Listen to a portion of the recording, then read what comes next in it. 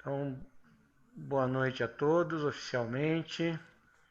Sejamos todos bem-vindos. Nossa 16ª aula, faltando 2 para as férias, viu, Rosângela? Mais 2 semanas que nós teremos férias. Hoje nós teremos a Agenda Cristã, capítulo 5, a Rosângela que vai fazer a leitura e os comentários para a gente. Capítulo 15, desculpa. Eu assustei ela lá. Aí a prece inicial é a Regina. O Evangelho, capítulo 9, item 7, Ana Lúcia. O tema de hoje eu não atualizei aqui, mas na verdade é lei da reprodução, casamento e celibato. Depois o Gabriel vai fazer as vibrações e a Larissa vai fazer a prece final. Deixa eu acertar aqui para Paulo, ficar bonito. Oi. pela agenda, capítulo 9, item 9. Me Ok. corrijam se eu estiver errada. Pera aí, vamos corrigir aqui. Aula 16, capítulo 7, item 7. Item 7. Item Aqui, ó. Capítulo 9, item 7. do dia 3. Ai, desculpa, eu preparei o item 7. Não Ah, tem desculpa, problema. item 7. Capítulo 9, item 7. Desculpa. Tá tranquilo, mas se tivesse Do também não dia tem 9 do problema. capítulo. E da Tá certo. reprodução, casamento e celibato. Pronto, foi corrigidinho aí.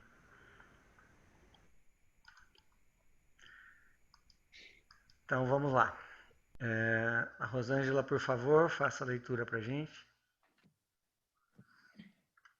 Paulo, hoje eu posso só ler, Pode, comentar. fique à vontade. Eu tentei, mas peguei tudo Não, no fique à mesmo lugar, vontade. tá bom? Lucrará fazendo assim. Reconforte o desesperado. Você não escapará às tentações do desânimo nos círculos de luta.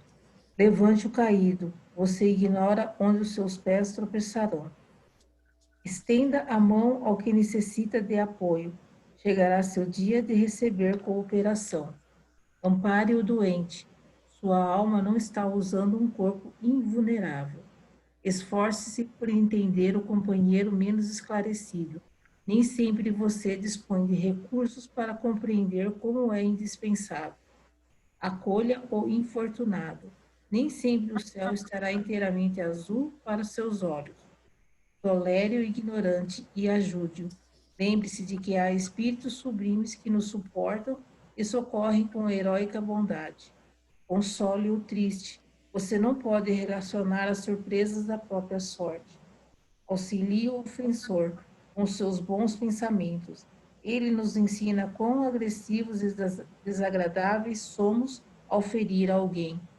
Seja benévolo para com os dependentes. Não se esqueça de que o próprio Cristo foi compelido a obedecer. E aí, alguém quer comentar?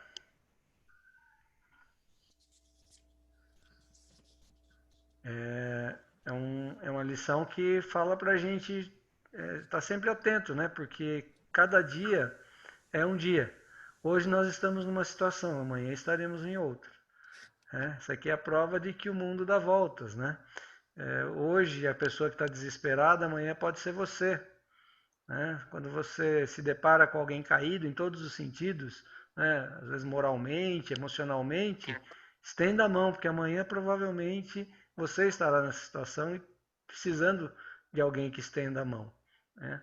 Eu acho que é uma lição para a gente parar e pensar que tudo que está acontecendo com o nosso próximo, amanhã pode ser a nossa vez. E como nós gostaríamos de ser acolhido se estivéssemos na situação daquele irmão, né? E em todos os aspectos, até ele fala do entendimento, né? Às vezes a gente se depara com algumas pessoas, e o Evangelho vai falar disso também, né? Que é da questão da paciência. Às vezes a gente se depara com uma pessoa que é difícil de entender, né? Se você fala uma vez, fala duas, aí essa pessoa não entende, mas a gente não para pensar que também a gente pode ser assim com outras pessoas mais esclarecidas, mais evoluídas do que a gente.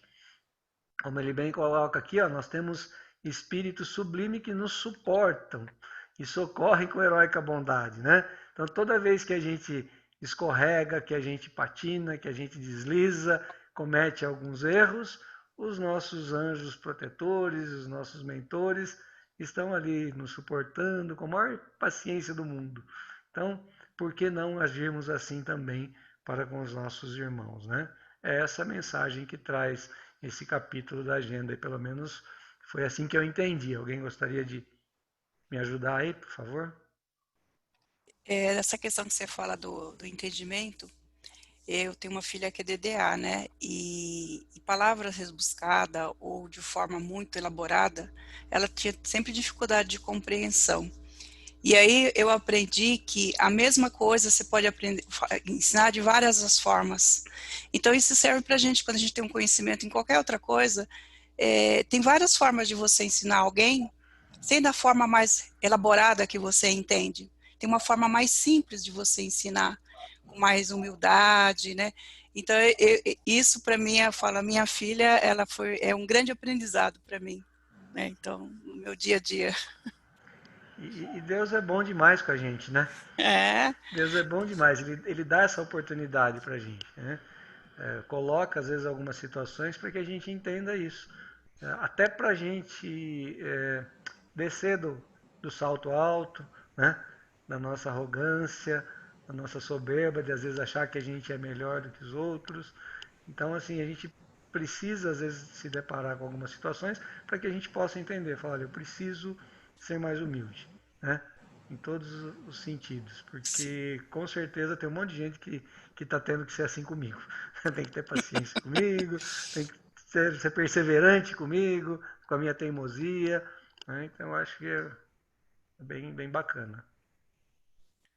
Mais alguém aí gostaria de fazer algum comentário?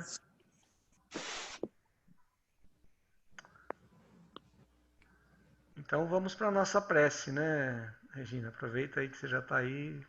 Ok. E assim, vamos agradecer a Deus e a Jesus por mais dessa vez estarmos reunidos em seu nome. Vamos pedir aos bons amigos espirituais que auxiliem o Paulo, ilumine-nos também para o aprendizado de hoje e que possamos refletir aos estudos. Que assim seja. Que assim seja.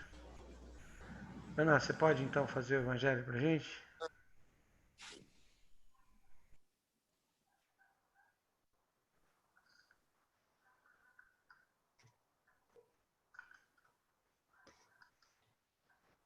Ah, peraí que está conectando o áudio da Ana. Teve um probleminha de áudio. Oi, gente, voltei. Oi, Ana. Só eu que Bem-vinda. caí? Só você, mas tudo bem. Bem-vinda aí. Então, acho que foi mesmo o Wi-Fi aqui de casa. Eu desconectei o Wi-Fi e eu consegui voltar aqui. Tá, desculpem. Imagina. Você pode fazer então para a gente o evangelho, por favor, Ana? Sim, vamos lá. Então, o evangelho de hoje, ele é o item 7, né, do capítulo 9, Bem-aventurados os mansos e pacíficos. E esse item 7, ele trata da apaciência ditado por um espírito amigo. E nesse tópico aqui, eu vou ler só uma menção aqui, escrita aqui, né, uma frase importante que tem aqui, que é a questão que nós devemos perdoar os que Deus colocou em nosso caminho para serem os instrumentos de nossos sofrimentos e submeterem à prova a nossa paciência. Isso aqui, essa frase, ela é o centro desse tópico referente à paciência, porque é exatamente uma forma de caridade a gente exercer a paciência frente às pessoas que estão no nosso caminho, as pessoas que estão à nossa volta, no âmbito familiar, no âmbito do dia a dia, trabalho, amigos, relacionamentos sociais, vínculos que a gente tem. E são todas essas situações que nos trazem as oportunidades de evidenciarmos a paciência, ou não, né? E que é também uma forma de caridade, como menciona aqui neste capítulo.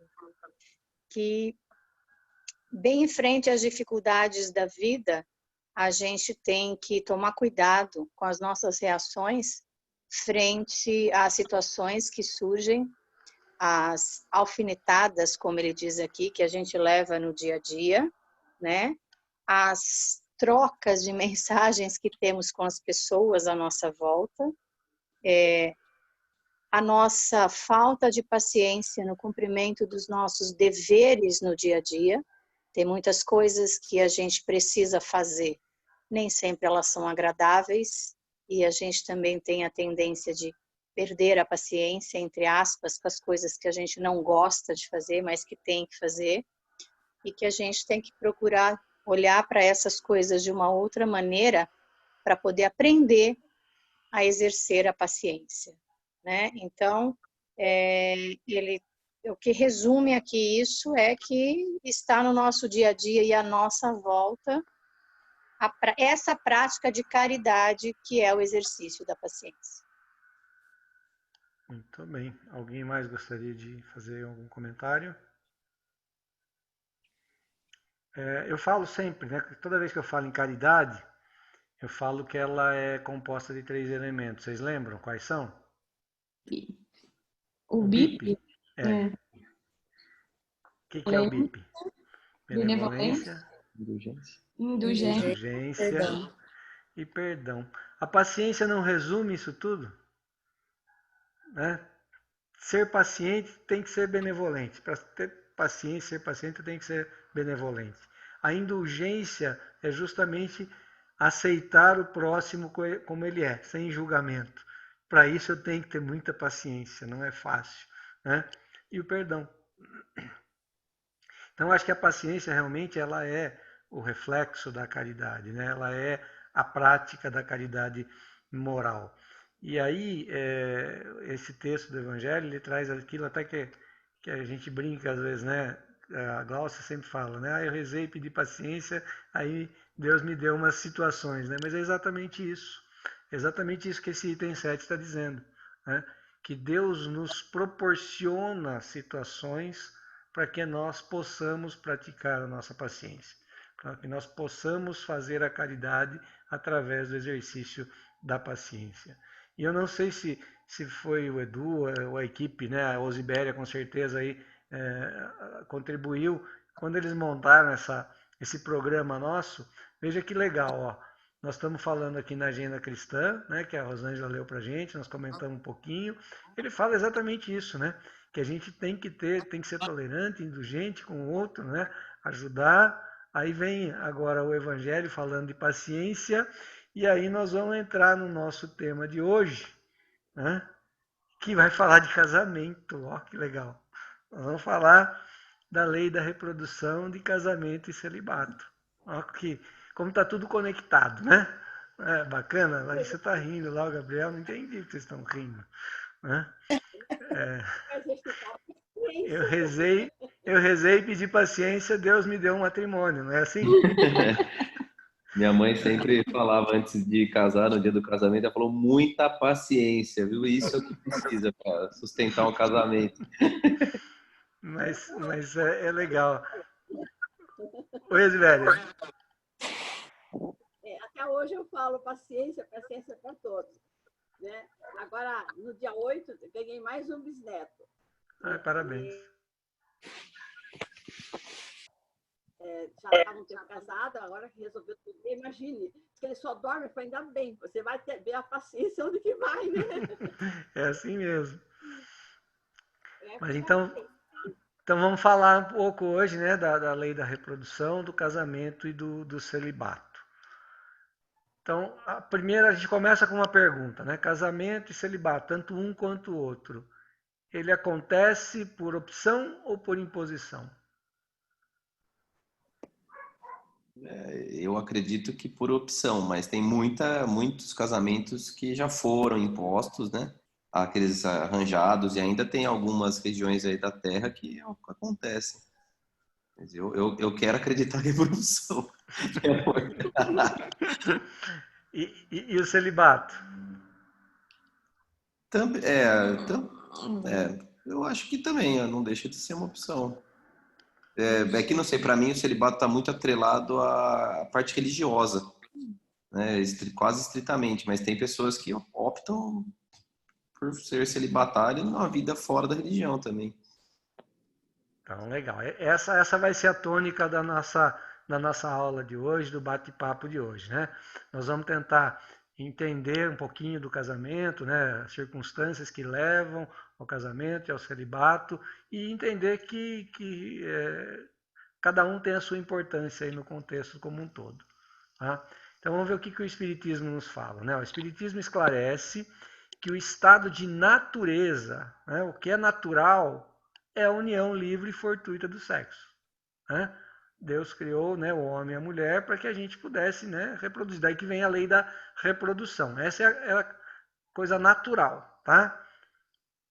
O casamento constitui um dos primeiros atos de progresso na sociedade humana, porque estabelece a solidariedade fraterna e se observa entre todos os povos, se bem que em condições diferentes. Né? Então, o que está dizendo aqui? Então, primeiro, né, inicialmente, nós tínhamos o sexo para reprodução como nos animais. Né? Então, era só reprodução.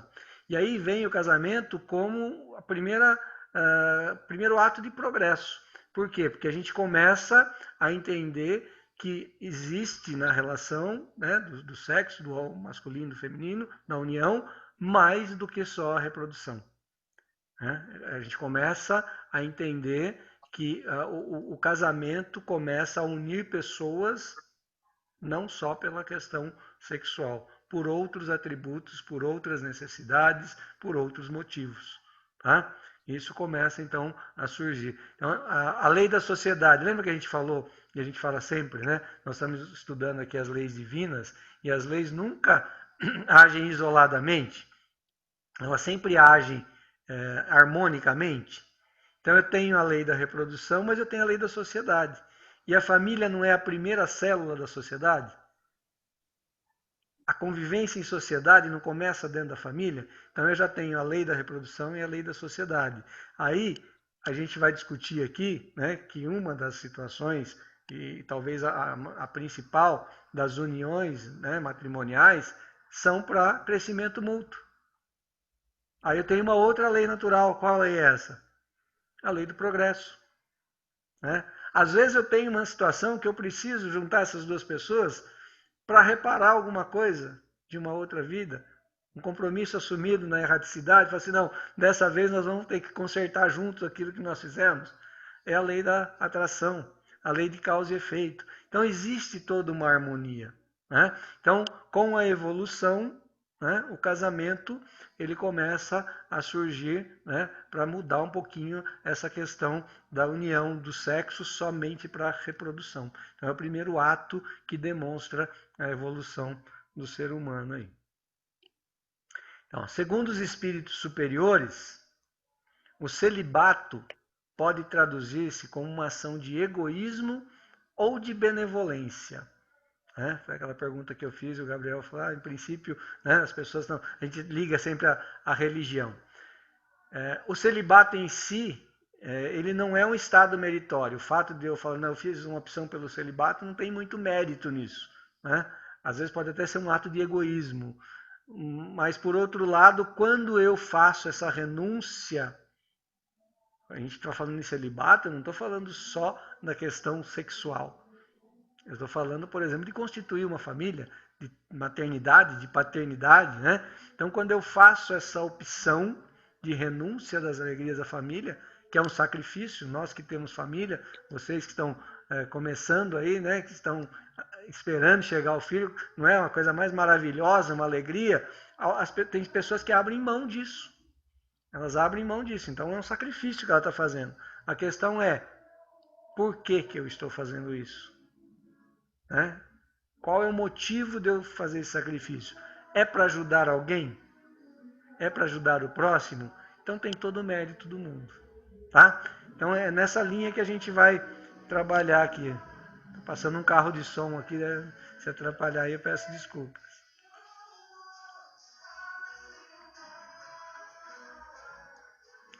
Eu vou tirar aqui, gente, para não ficar atrapalhando vocês. Aí, vocês já devem ter ouvido essa frase, né? Ah, o casamento é uma instituição falida, né? Hoje nem tanto, mas teve um período aí que que era muita dissolução, muito divórcio, muita separação. Então as pessoas falavam assim: o casamento é uma instituição falida, né? Hoje não está fora de moda. Vocês acreditam nisso? Vocês acham que isso é real ou é possível? Pode ser que aconteça? Eu acho que Não, não. eu acho que também que não. Porque o casamento é uma instituição para você de mútuo progresso de ambos, né? De crescimento moral e espiritual através do casamento. Eu acho que o que fica falido é a fusão daquelas duas pessoas, mas não a instituição em si, né? Acho que a instituição é maior que quem se separa, quem tem por alguma aventura não dá certo no casamento. Mas há várias pessoas que, né, têm algum divórcio acabam depois casando de novo. Então a instituição não está falida. Às vezes aquele casamento faliu, ponto. Uma pontualidade, assim. Então vamos ver lá o que o Livro dos Espíritos nos fala, né? Ó. A abolição do casamento, se a gente achar que não precisa mais, não faz sentido a gente casar, não é necessário, né? Seria regredir a infância da humanidade. Colocaria o homem abaixo mesmo de certos animais que lhe dão o exemplo de uniões constantes, né? Nós não estamos falando aqui da indissolubilidade do casamento, que a gente vai falar lá na frente, né? Vamos falar um pouquinho aquela história de que Deus uniu, o homem não separe, nós vamos falar um pouquinho sobre isso, mas não é disso que ele está dizendo.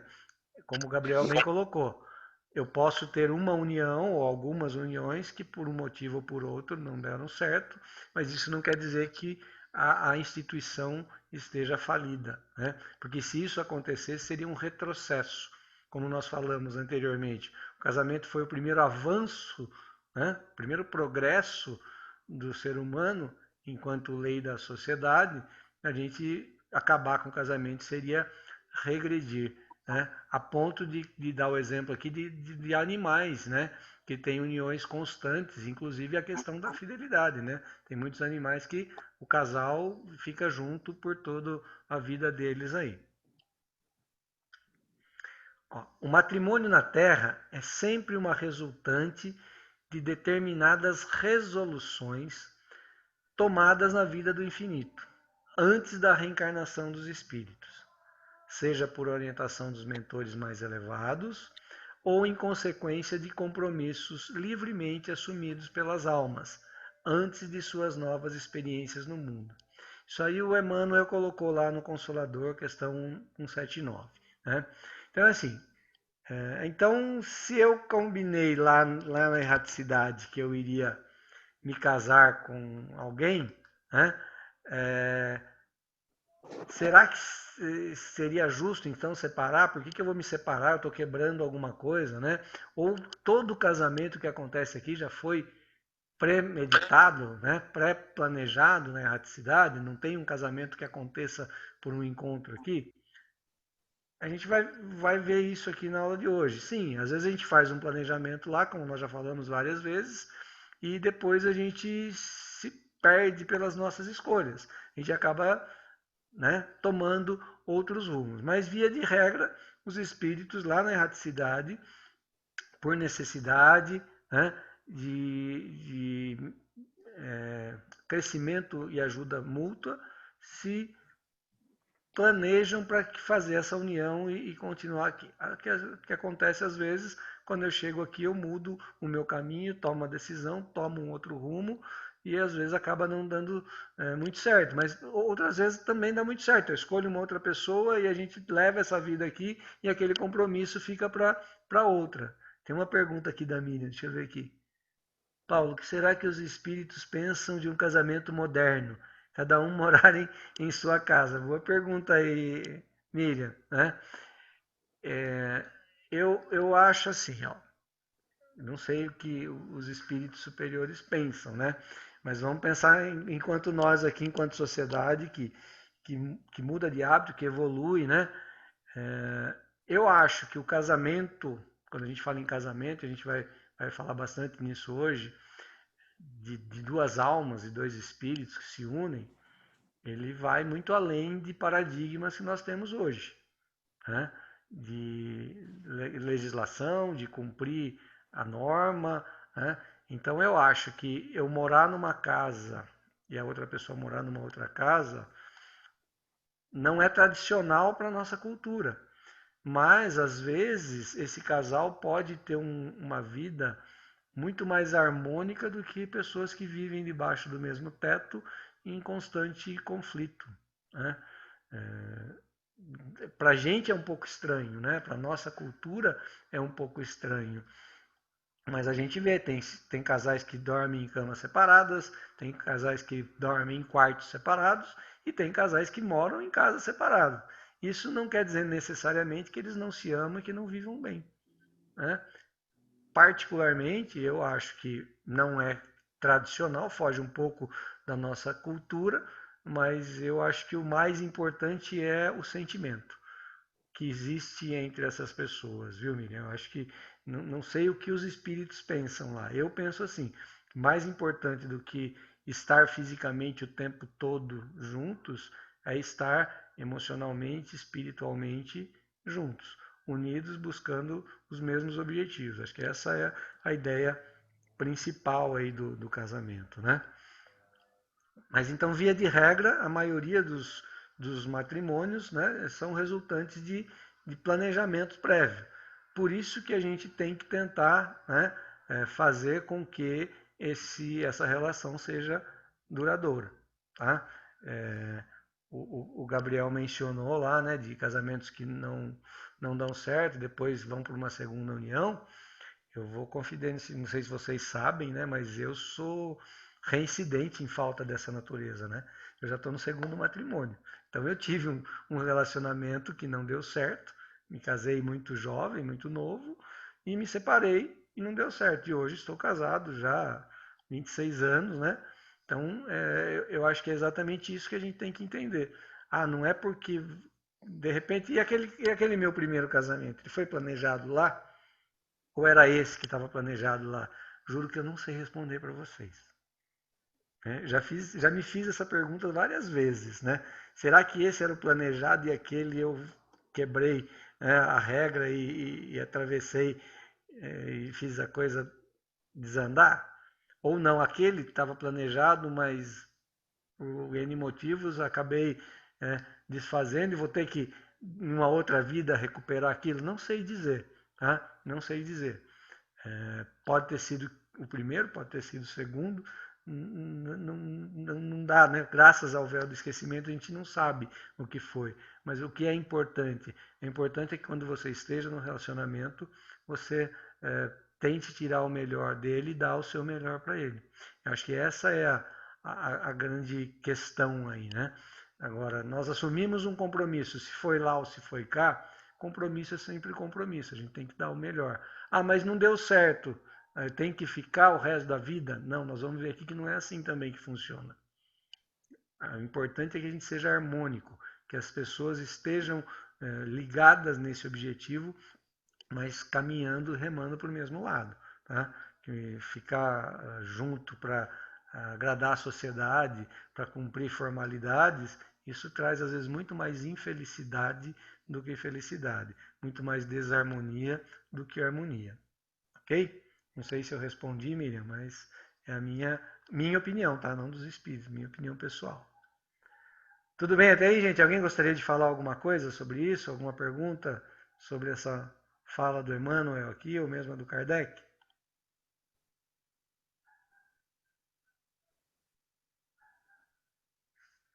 Ninguém? Nem o Gabriel não vai falar nada hoje? Acho que foi muito bem explanado aí, tá? Concordo. Eu tinha pensado o que a Miriam falou, se atrapalharia o processo de evolução, mas porque eu até comentei com a Larissa que morar separado, eu acho que privaria até esses desencontros que requer, né, paciência, que você tem que conversar, abrir mão de uma coisa, abrir mão de outra. Então, assim, pensaria dessa forma, mas eu acho que faz tudo. Com certeza, eu concordo que às vezes estar em casas ou em espaços separados é muito melhor para o casal e para a família do que viver pé de guerra todo dia ali, ou ter muitos desencontros. Aí. querer. É por isso que eu peço para vocês participarem. Então, o Gabriel falou uma coisa super importante aqui que ajuda a gente na reflexão. Né? Falou, o fato de morar separado, às vezes está nos privando dessa questão de ter a paciência, de aceitar o outro, de conviver. É verdade, isso que ele está falando é uma realidade. Né? Talvez a gente esteja fugindo dessa questão. Mas, por outro lado, talvez algumas pessoas não estejam totalmente preparadas para isso. Né? Lembra que nós falamos, na hora que eu comentei da história do Renato, lá que ele fala, quando uma pessoa está vivendo uma situação aparentemente pior do que a nossa, talvez não seja mérito meu, talvez que eu não esteja preparado para aquela prova tão difícil. Então talvez a gente tenha feito esse planejamento, só que eu ainda não estou pronto para suportar algumas situações. Então é melhor a gente ficar assim e vamos conduzindo, se ajudando na medida do possível, amadurecendo, e vamos levando, né? Mas muito, muito bem colocado, viu, Gabriel? Não deixa de ser, né? A gente está abrindo mão desse exercício da paciência, da tolerância, da resignação, né? Da indulgência, mas quem somos nós para julgar, né? Acho que cada um tem a sua decisão e cada um tem o seu tempo, cada um, né, no seu grau de maturidade, de evolução, tá? Muito bom, obrigado aí pela contribuição.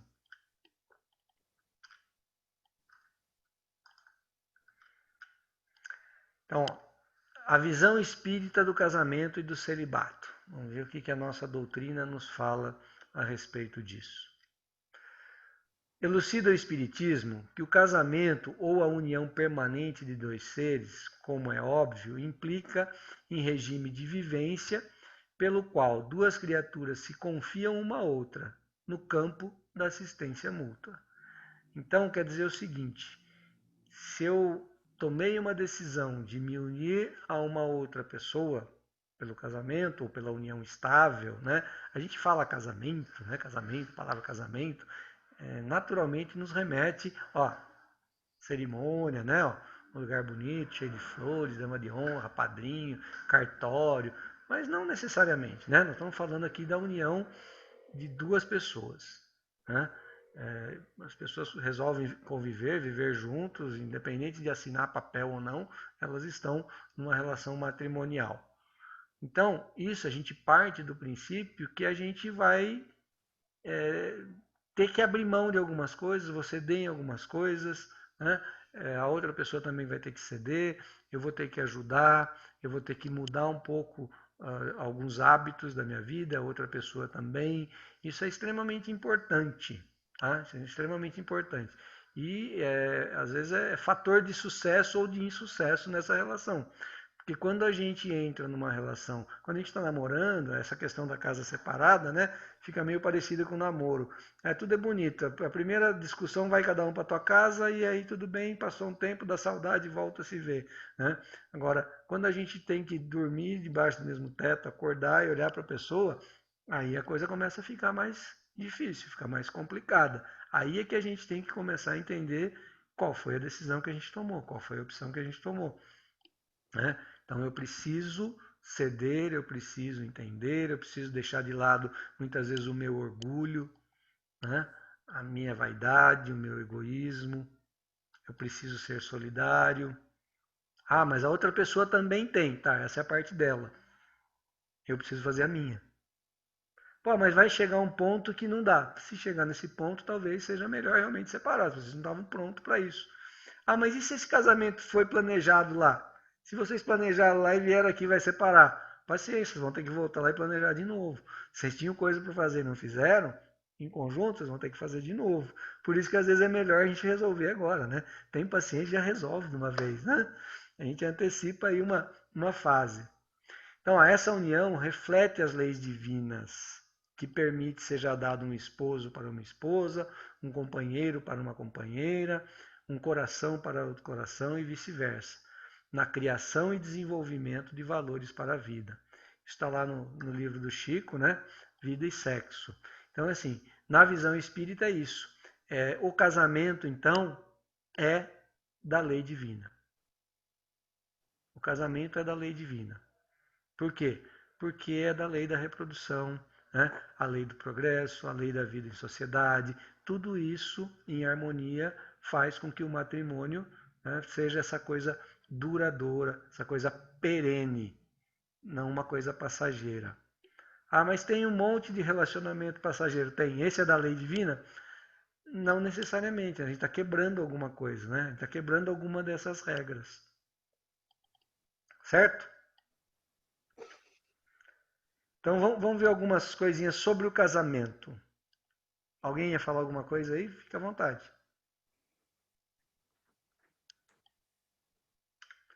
Então, ó, quais são as motivações que levam duas pessoas a se unirem pelo casamento? Agora eu vou pedir a participação de vocês, senão vai ficar muito chata a aula hoje, muito monótona. O que levou vocês a se unirem a outra pessoa? A prática da paciência.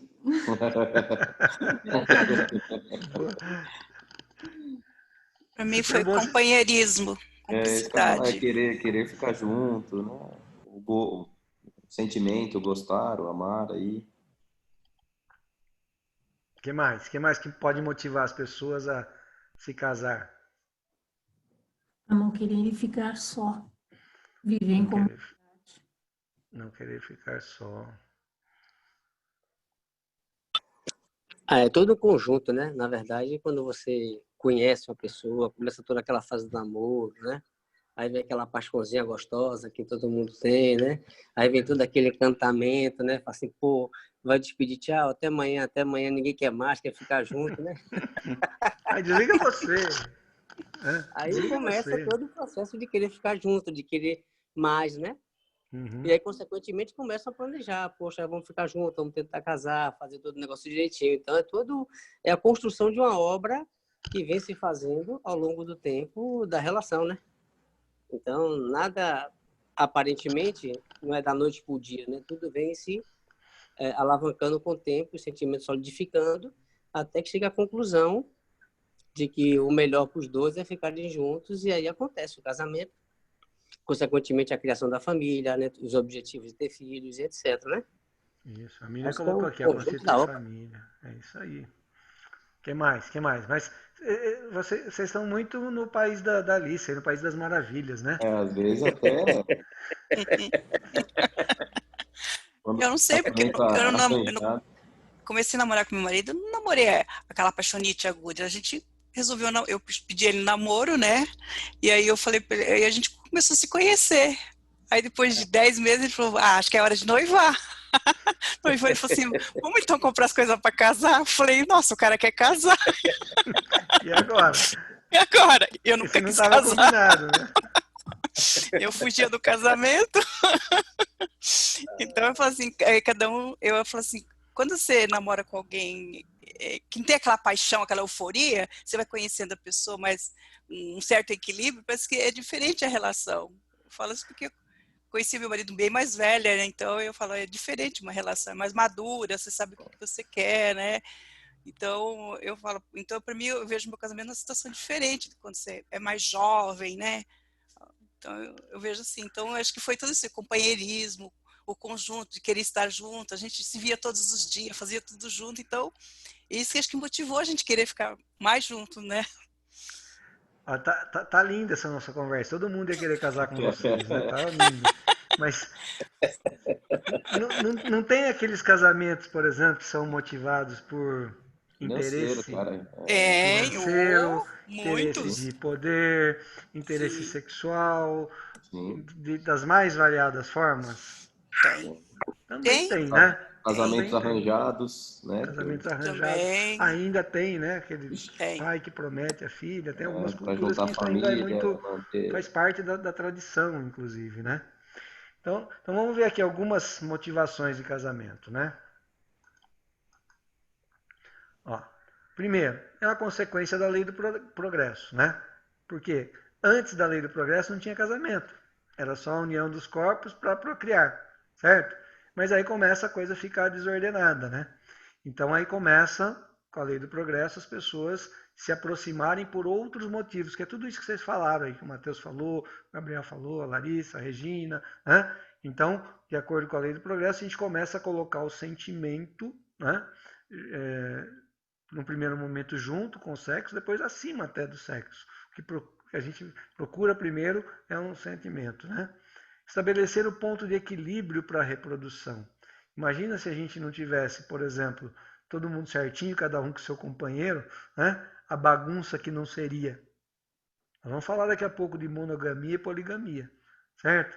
Mas você imagina se não tivesse o casamento, de alguma forma, ele vem regrando exatamente isso. Porque cada pessoa vai ter lá, cada casal, né, vai ter o seu relacionamento. Ah, mas um tem 10 filhos, outro tem 2, ok. Né? Mas podia ter um monte de cara aí saindo fazendo filho para todo lado aí, e a gente ia ter um desequilíbrio e aquela falta de harmonia, né? Aquilo que nós já aprendemos, que as famílias também são constituídas por escolha. Né? A gente faz aquele planejamento, então a gente precisa começar a organizar isso. Para que eu possa vir, por exemplo, na família que eu vim, meu pai e minha mãe têm que estar juntos. Né? Então é para começar a regrar essa coisa e dar esse equilíbrio. Outra coisa importante aqui, ó, acho que foi a Rosângela que falou, né? Ah, para não ficar sozinho, né? Ninguém quer ficar sozinho. Por quê? Porque nós somos criados para ser interdependentes. Nós não falamos isso quando nós falamos da lei da sociedade, né? Da lei do progresso, porque cada um está num estágio evolutivo e a gente se complementa, lembra? Acho que foi na aula passada que nós falamos isso. Né? Um complementa o outro, então a gente precisa, eu dependo das habilidades e competência das pessoas que estão comigo, da minha esposa, por exemplo, dos meus filhos e vice-versa. Então a gente precisa disso, isso motiva a gente a buscar o casamento. Né? Até aqui nós estamos falando só motivos saudáveis. Né? Interesses afetivos. Né? Esses interesses afetivos, como foi colocado aqui pelo Espiritismo, lá de outros tempos, não é uma coisa agora, não é essa paixonite, não. Né? Como o Matheus falou, é legal, essa às vezes acontece, mas é fogo de palha, às vezes ela passa e depois não era bem isso. Nós estamos falando realmente de alma gêmea, aquela coisa de atração, né? Da gente ter as mesmas objetivos, etc. Aí a gente começa aqui, ó, vínculos sexuais profundos. Né? Acontece isso também, as pessoas têm uma atração física muito forte, né? Acham que aquilo é amor e acabam se casando. Né? Por quê? Pelo sexo e não pelo amor, pelo relacionamento, pela cumplicidade, por todos os outros itens que nós falamos acima. Tá? Esses, via de regra, são os casamentos que não acabam não dando certo, porque o vínculo é frágil. Né? Nós envelhecemos, nós já não ficamos mais tão atraentes. Né? Não ficamos, então isso vai se desgastando, diferente do amor. Né? O amor supera isso tudo, transcende isso tudo. É legal também, essa fase é boa, é maravilhosa, mas quando ela acaba, a união continua, né? A relação continua, a atração continua, não deixa de ser físico. Algumas condições, né, do casamento. Para que eu possa viver em harmonia, nós temos que ter responsabilidade recíproca. Então, assim, uma das condições para que o casamento seja duradouro é que os dois, né, as duas partes, tenham responsabilidade. Se só um tem, vai chegar num ponto que a coisa vai se desgastar. Se nenhum tem, aí a coisa vai se desgastar rapidinho. Ela vai ruir rapidamente. Né? Então é importante que a responsabilidade, né, em todos os aspectos, né, já foi o tempo lá no começo, isso também faz parte aqui, ó, da lei do progresso, nós estamos falando, houve um período em que o homem, por exemplo, tinha a obrigação de prover o lar e a mulher de ser dona da casa. Hoje não, hoje todo mundo é responsável por tudo. Né? Os dois lutam para prover a família e os dois lutam para manter a família. Então, ajudar nos afazeres domésticos. Né? Gabriel, se prepara aí para trocar fralda, né? Dar banhinho, acordar de noite. Né?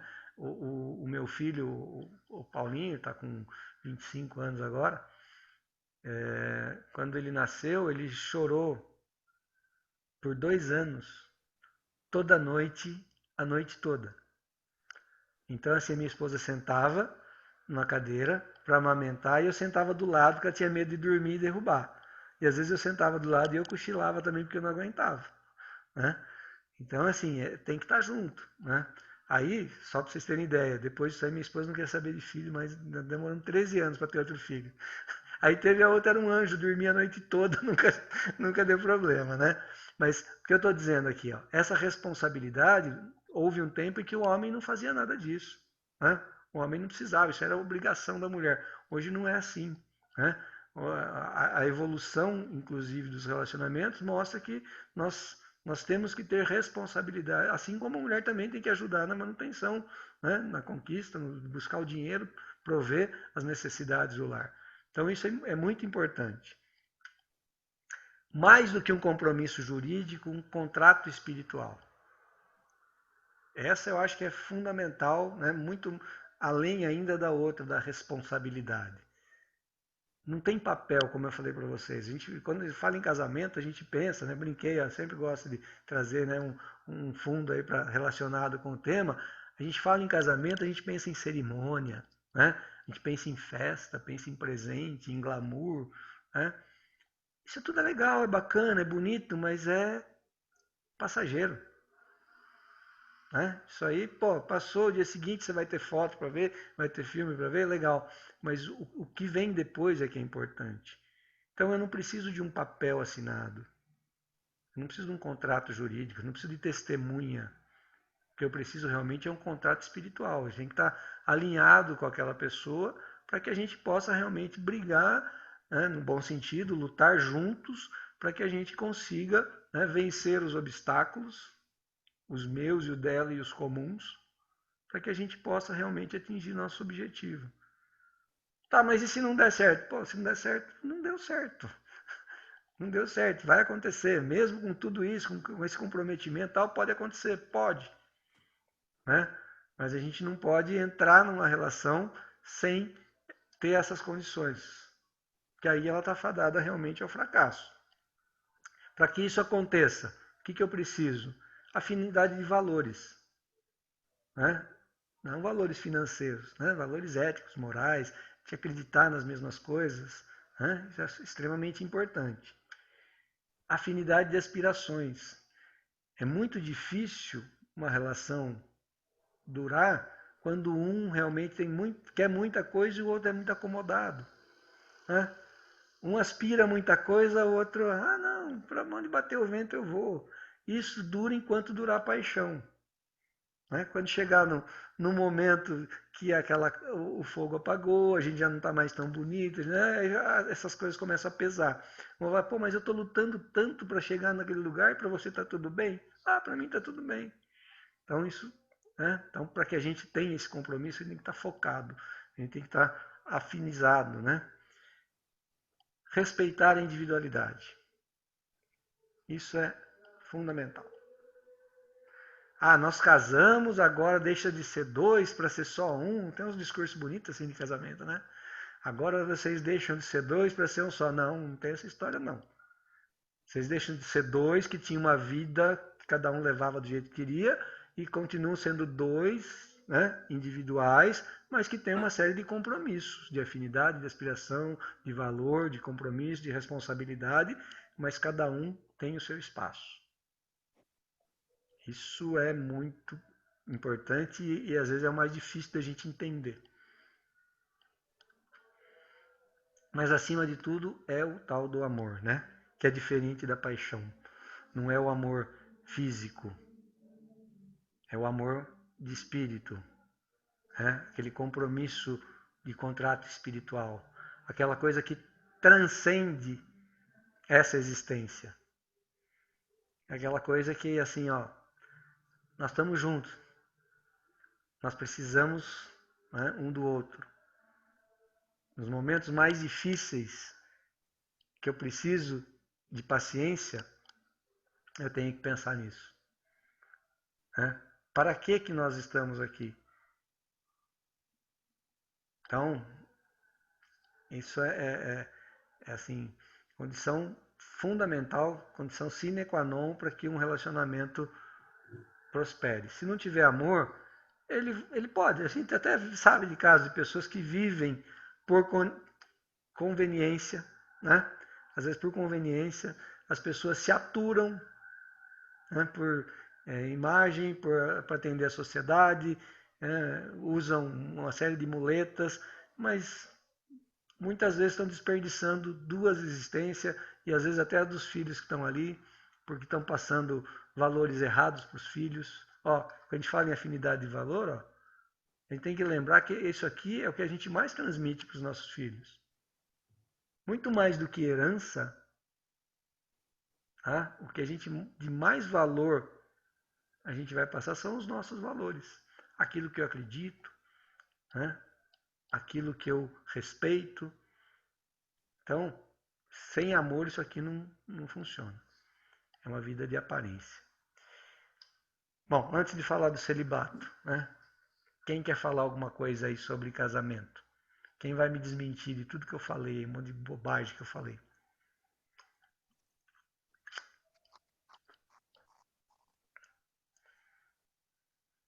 Gente, vamos. Tem mais, tem mais coisa. Isso aqui é só uma lista. Isso aqui não é exaustivo, é exemplificativo.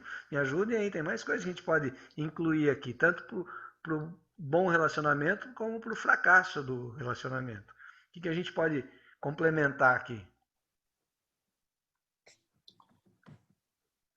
Eu acho que até a hora que você falou da afinidade de valores, eu acho que é um ponto bem importante do contrato, né, do empenho, mas também é uma facilidade, porque é a mesma coisa do morar fora de casa e você ter afinidade. É muito mais fácil você exercer a paciência e praticar do que quando você tem posicionamentos diferentes. Aqui em casa, eu tenho uma coisa de, por exemplo, política. Eu penso de um jeito, a Larissa pensa de outro. Já brigamos, já discutimos várias vezes, já nos estressamos e tal. Hoje a gente consegue se respeitar um ao outro e entender essa individualidade. Bom, ela pensa desse jeito, eu penso desse jeito. E daí a gente consegue ter, assim, acho que melhorou bastante a nossa relação nesse sentido. Mas por quê? Porque a gente insistiu, a gente teve essa paciência, teve esse diálogo, não na hora da briga, não na hora do estresse, mas depois conversar, né? Então, assim, o que eu vejo, assim, né? Quem sou eu para julgar outros casamentos, outras situações, ou colegas, enfim. Mas o que eu vejo muito é, hoje está muito fácil largar e partir para a vida, porque tem Tinder, tem um zilhão de aplicativo, né? Tá fácil. Então, assim, é muito fácil a gente buscar esse prazer momentâneo fora do que ter essa prática em qualquer, não só em casamento, né? Namoro, né? Coisas para duradouras, sólidas, né? Então, assim, eu vejo que o respeito e a paciência vem muito nisso, até nessa prática. Quando foge dessas condições, assim, vai cair nisso.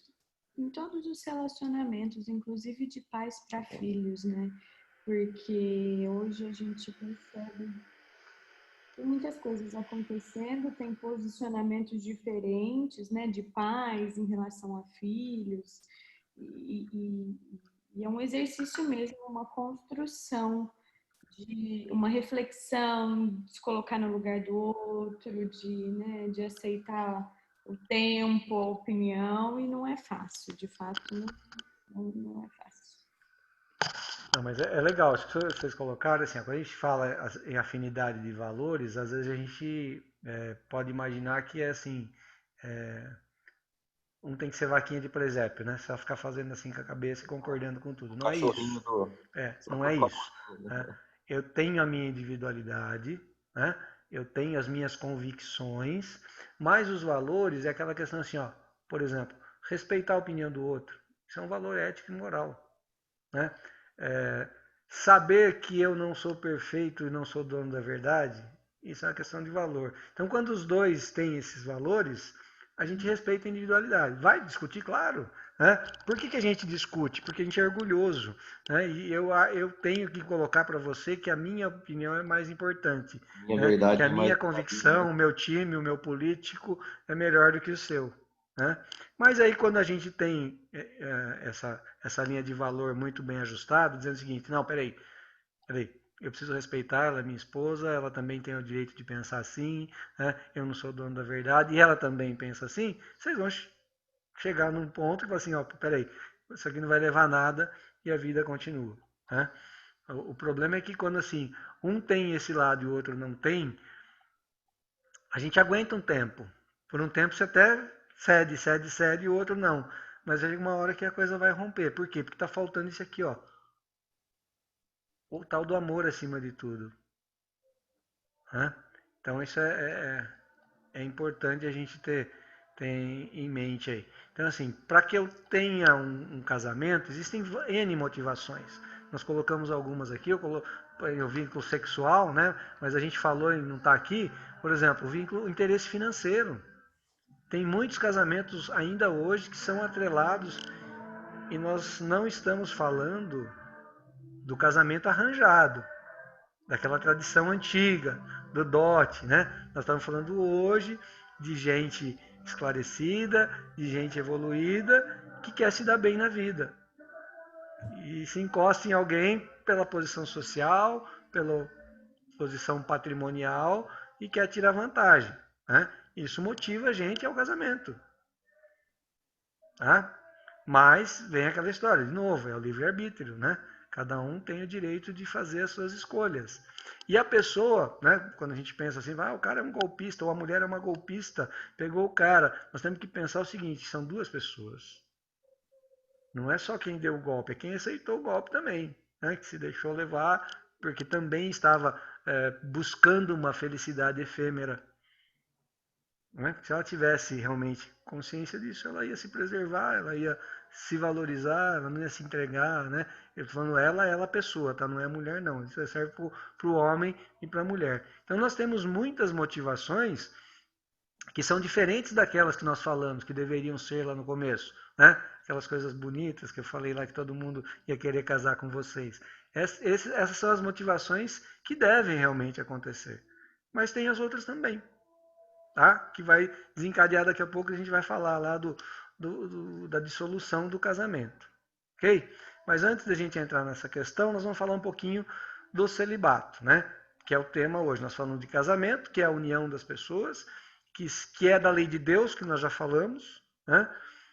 Que é justamente o quê? Para a reprodução, para a vida em sociedade, para o progresso mútuo, né? Para cumprir a lei da atração, às vezes a causa e efeito, tudo envolvida nisso aí, com motivações positivas que vão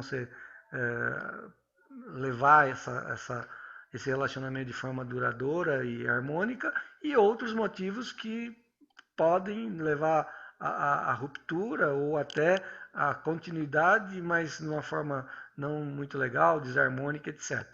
Né? Falamos aqui de algumas condições para que isso aconteça, né? E aí o que não está aqui, as outras coisas ruins, realmente elas vão contribuir sempre para a coisa desandar. Mas vamos falar um pouquinho do celibato, né? O que é o celibato? O celibato é aquela escolha da pessoa de viver, né, sem constituir família, sem ter relação e etc. Então, sabemos, no entanto, que existem muitas pessoas que preferem não se casar, optando pela vida celibatária. Está dizendo assim, optando, né? Mas vamos discutir esse optando aqui daqui a pouco. A esse propósito, Emmanuel assim nos esclarece a respeito. Abstinência em matéria de sexo e celibato, na vida de relação, pressupõe experiência da criatura em duas faixas essenciais. A daqueles espíritos que escolhem semelhantes posições voluntariamente para o burilamento ou serviço no curso de determinada reencarnação, e a daqueles outros que vêm forçados a adotá-las por forças de inibições diversas. O que ele está nos dizendo aqui? Que existem dois tipos de celibatários. Um que faz isso por opção, fala, não, eu não quero casar, não quero namorar, não quero ter filho, né? Aí depois a gente vai discutir os motivos, tá? Porque às vezes essa opção não é tão opção assim também, ela é meio induzida, como o Gabriel falou lá, a questão religiosa, aí tem um monte de ponto polêmico que a gente pode discutir aqui, né? Mas tem aquele que fala assim, não, eu prefiro canalizar isso para outra coisa. E tem aquele que vem sem condição. Ele vem com com inibições físicas, né, ou psíquicas para ter um relacionamento. Existe essa situação também, tá?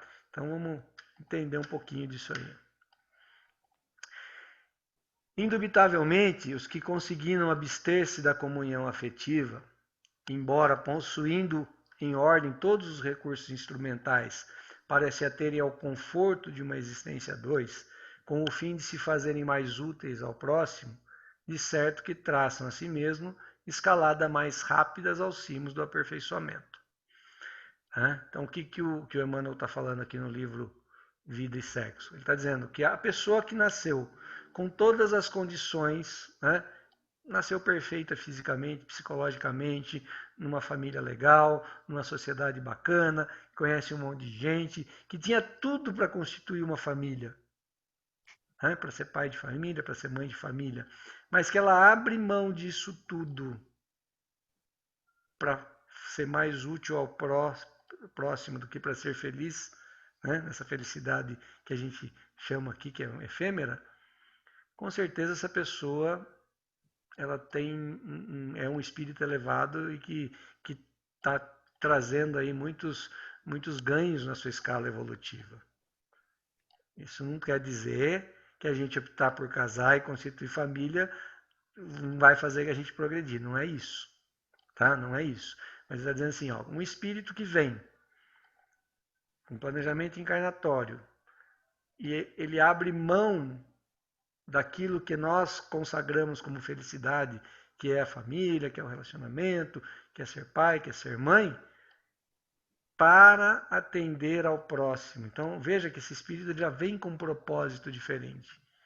Ele está doando a sua encarnação, a sua experiência encarnatória em benefício da sociedade, em benefício do outro. Então é uma situação, né, fora da curva. Daqui a pouco a gente vai ver alguns exemplos, né? Vamos citar alguns exemplos que também não é exaustivo, é exemplificativo. A gente vai ver assim, ó, essas pessoas, pô, o que se falar, né? A vida delas mostra pra gente que realmente a escolha deles pelo celibato foi extremamente positiva. Ah, mas talvez se ele fosse pai de família, se ela fosse mãe de família, ela poderia fazer tudo o que ela fez? Talvez sim, mas provavelmente não, porque ela ia ter outros compromissos, outras responsabilidades. Lembra que a gente falou lá do casamento? Responsabilidade recíproca. Quando eu opto, né, por uma união, por um casamento, por um matrimônio, aí eu abro mão de algumas coisas. Pô, eu queria salvar o mundo, então vai salvar o mundo sozinho. Né? Dedique a sua vida para salvar o mundo. Ah, não, mas eu casei, mas eu quero... Não, você casou, você assume outras responsabilidades. Você pode ainda ajudar, mas você vai ter limitações. Né? Por quê? Porque você tem filho para criar, você tem problema familiar para resolver, você tem uma série de outras situações que impedem que você faça aquilo lá. Mas são responsabilidades devido à tua escolha. Aí vem o outro lado, que é um pouco mais complexo. Né? Existem, porém, aqueles que já renasceram no corpo físico induzidos ou obrigados à abstinência sexual, atendendo a inibições irreversíveis, ou a processo de inversão pelos quais sanam erros do pretérito ou se recolhem a pesadas disciplinas que lhe facilitem a desincumbência de compromissos determinados em assuntos do espírito. Aí é o seguinte, é aquele espírito que quando ele desencarna, ele volta para a erraticidade, ele, né, começa a analisar o que ele fez, né, e tem uma nova oportunidade, ele precisa vir aqui para realmente resgatar algumas situações. Normalmente é uma expiação. Então, assim, olha, eu abusei da questão sexual, né? Não só quando a gente fala em abusar da questão sexual, não estamos falando só de abuso sexual da forma direta, às vezes nos excessos de toda a ordem. Né? Eu fui totalmente desregrado, indisciplinado, fui adúltero, fiz tudo que não devia fazer por conta do sexo, eu fiz. Aí eu volto para lá e eu falei assim, olha quanta besteira eu fiz, quanta oportunidade eu desperdicei. Né? estraguei a vida de alguém, de alguma pessoa, então eu preciso voltar lá e reparar isso. Só que ainda eu trago comigo, no meu perispírito, essa questão muito forte do desejo sexual e tal. Então eu peço, eu planejo, assim, ó, eu preciso voltar lá, mas eu preciso de alguma forma que eu não tenha, porque se eu tiver a oportunidade, eu posso escorregar de novo. Então você vem com algumas situações, às vezes de impotência, às vezes de deficiência física, né? E às vezes até psicológica. Aí eu estava preparando a aula hoje, aí eu fico sempre pesquisando, lendo, buscando informação, né? Quando a gente fala da inversão, né? O que é essa tal da inversão? Tem até um texto aí que depois eu coloquei lá, eu vou dar o link para vocês, que eu achei bem legal, que ele trata sobre isso. Ele fala o seguinte: via de regra, os espíritos encarnam, né, a maioria das vezes, com o mesmo sexo. Tá? Ele vem sempre homem, homem, homem, homem, mulher, mulher, mulher, mulher. Aí, por alguns motivos aqui, eu preciso vir numa outra encarnação com o sexo invertido. Às vezes eu estou pronto para isso. Às vezes eu não estou pronto para isso. E aí eu tenho conflitos muito grandes, psicológicos. Que eu venho num corpo físico e o meu espírito não entende aquilo. Então eu começo a ter conflitos, né? E aí existem várias situações, né? Às vezes o cara vai ter relações, às vezes até promíscuo e tal. Outras vezes ele consegue controlar isso e resolver. E outras vezes ele não consegue ter o relacionamento porque ele está num conflito com o corpo dele. O espírito e o corpo estão num conflito, né? Então ele acaba indo para o celibato não por escolha, né? Por uma situação que ele é levado. Ele não consegue se relacionar, ele não consegue constituir uma família, ele não consegue ter um relacionamento por conta desses conflitos. Então, assim, são duas situações distintas. Uma que eu venho e faço uma escolha. Eu vou levar a minha vida, eu não vou me prender a ninguém, eu não vou constituir uma família, porque eu não daria a essa família, a essa pessoa, tudo que ela gostaria, que ela mereceria. Por quê? Porque eu tenho outro foco. Eu quero ajudar todo mundo, não quero ficar preso a uma família. Legal, bacana, louvável, né? Outra é assim, ó, é melhor eu não ter a oportunidade, porque se eu tiver eu vou, né, deslizar de novo, né? Ou então eu preciso passar por isso para controlar os meus impulsos. Eu vou querer, mas eu não vou conseguir. Eu vou ter esse desejo, vou ter que aprender a dominar essa sensação, né, para que depois, numa outra oportunidade, eu venha e leve a coisa da maneira correta. Então, algumas motivações. Como nós fizemos com o casamento, nós vamos fazer com o celibato também, né? O que motiva a pessoa ao celibato? Escolha voluntária para burilamento ou serviço. É o primeiro exemplo que nós demos, né? O espírito já vem para isso, com esse objetivo, com esse fim. Então, alguns exemplos que eu falei para vocês, ó. Jesus, Chico Xavier, Divaldo Franco, Madre Teresa, Irmã Dulce, tem N outros, tá? Eu trouxe esse aqui que a gente, né, no dia a dia todo mundo conhece, ou pelo menos já ouviu falar. Então, essas pessoas, né, elas optaram pelo celibato, por não constituir uma família. Por quê? Porque eles vieram para destinar toda uma existência, toda uma experiência encarnatória em prol dos outros. Tá? Então, ó, foi uma escolha voluntária, tá? Para burilamento, para se melhorar, ou, na maioria dos casos aqui, serviço. Jesus não tinha nada para burilar, né? Mas ele veio aqui para trabalhar por nós. Então ele não ia constituir família, ele veio aqui para trabalhar pelo seu próximo. Né? Mesma coisa o Chico, quem conhece um pouco da história do Chico, né? Ele não teve filho, mas quanta gente ele ajudou, ele criou, ele fez. A mesma coisa o Divaldo, com a obra dele lá, Madre Teresa, né? Todo o trabalho que ela fez, Irmã Dulce. Então, essas pessoas vieram, esses espíritos vieram já com esse propósito. Né? Eu vou optar pelo celibato porque eu vou dedicar toda essa minha existência em prol da humanidade. Aí tem uma motivação que é imposição ou inibições. Ó, as inversões sexuais, que a gente acabou de falar, depois lá embaixo tem o site do texto lá que eu recomendo para vocês, até ponho no grupo lá. A impotência, né? Aquilo que eu falei para vocês, às vezes o espírito vem com um corpo deficiente justamente para que eu trabalhe essa sensação, né? Não quer dizer que a pessoa não tem desejo, que ela não tem vontade, mas ela não consegue, então ela precisa trabalhar exatamente isso. A hora que ela buscar o equilíbrio, ela está pronta, ela resolve o seu problema. Desencontros da vida, né?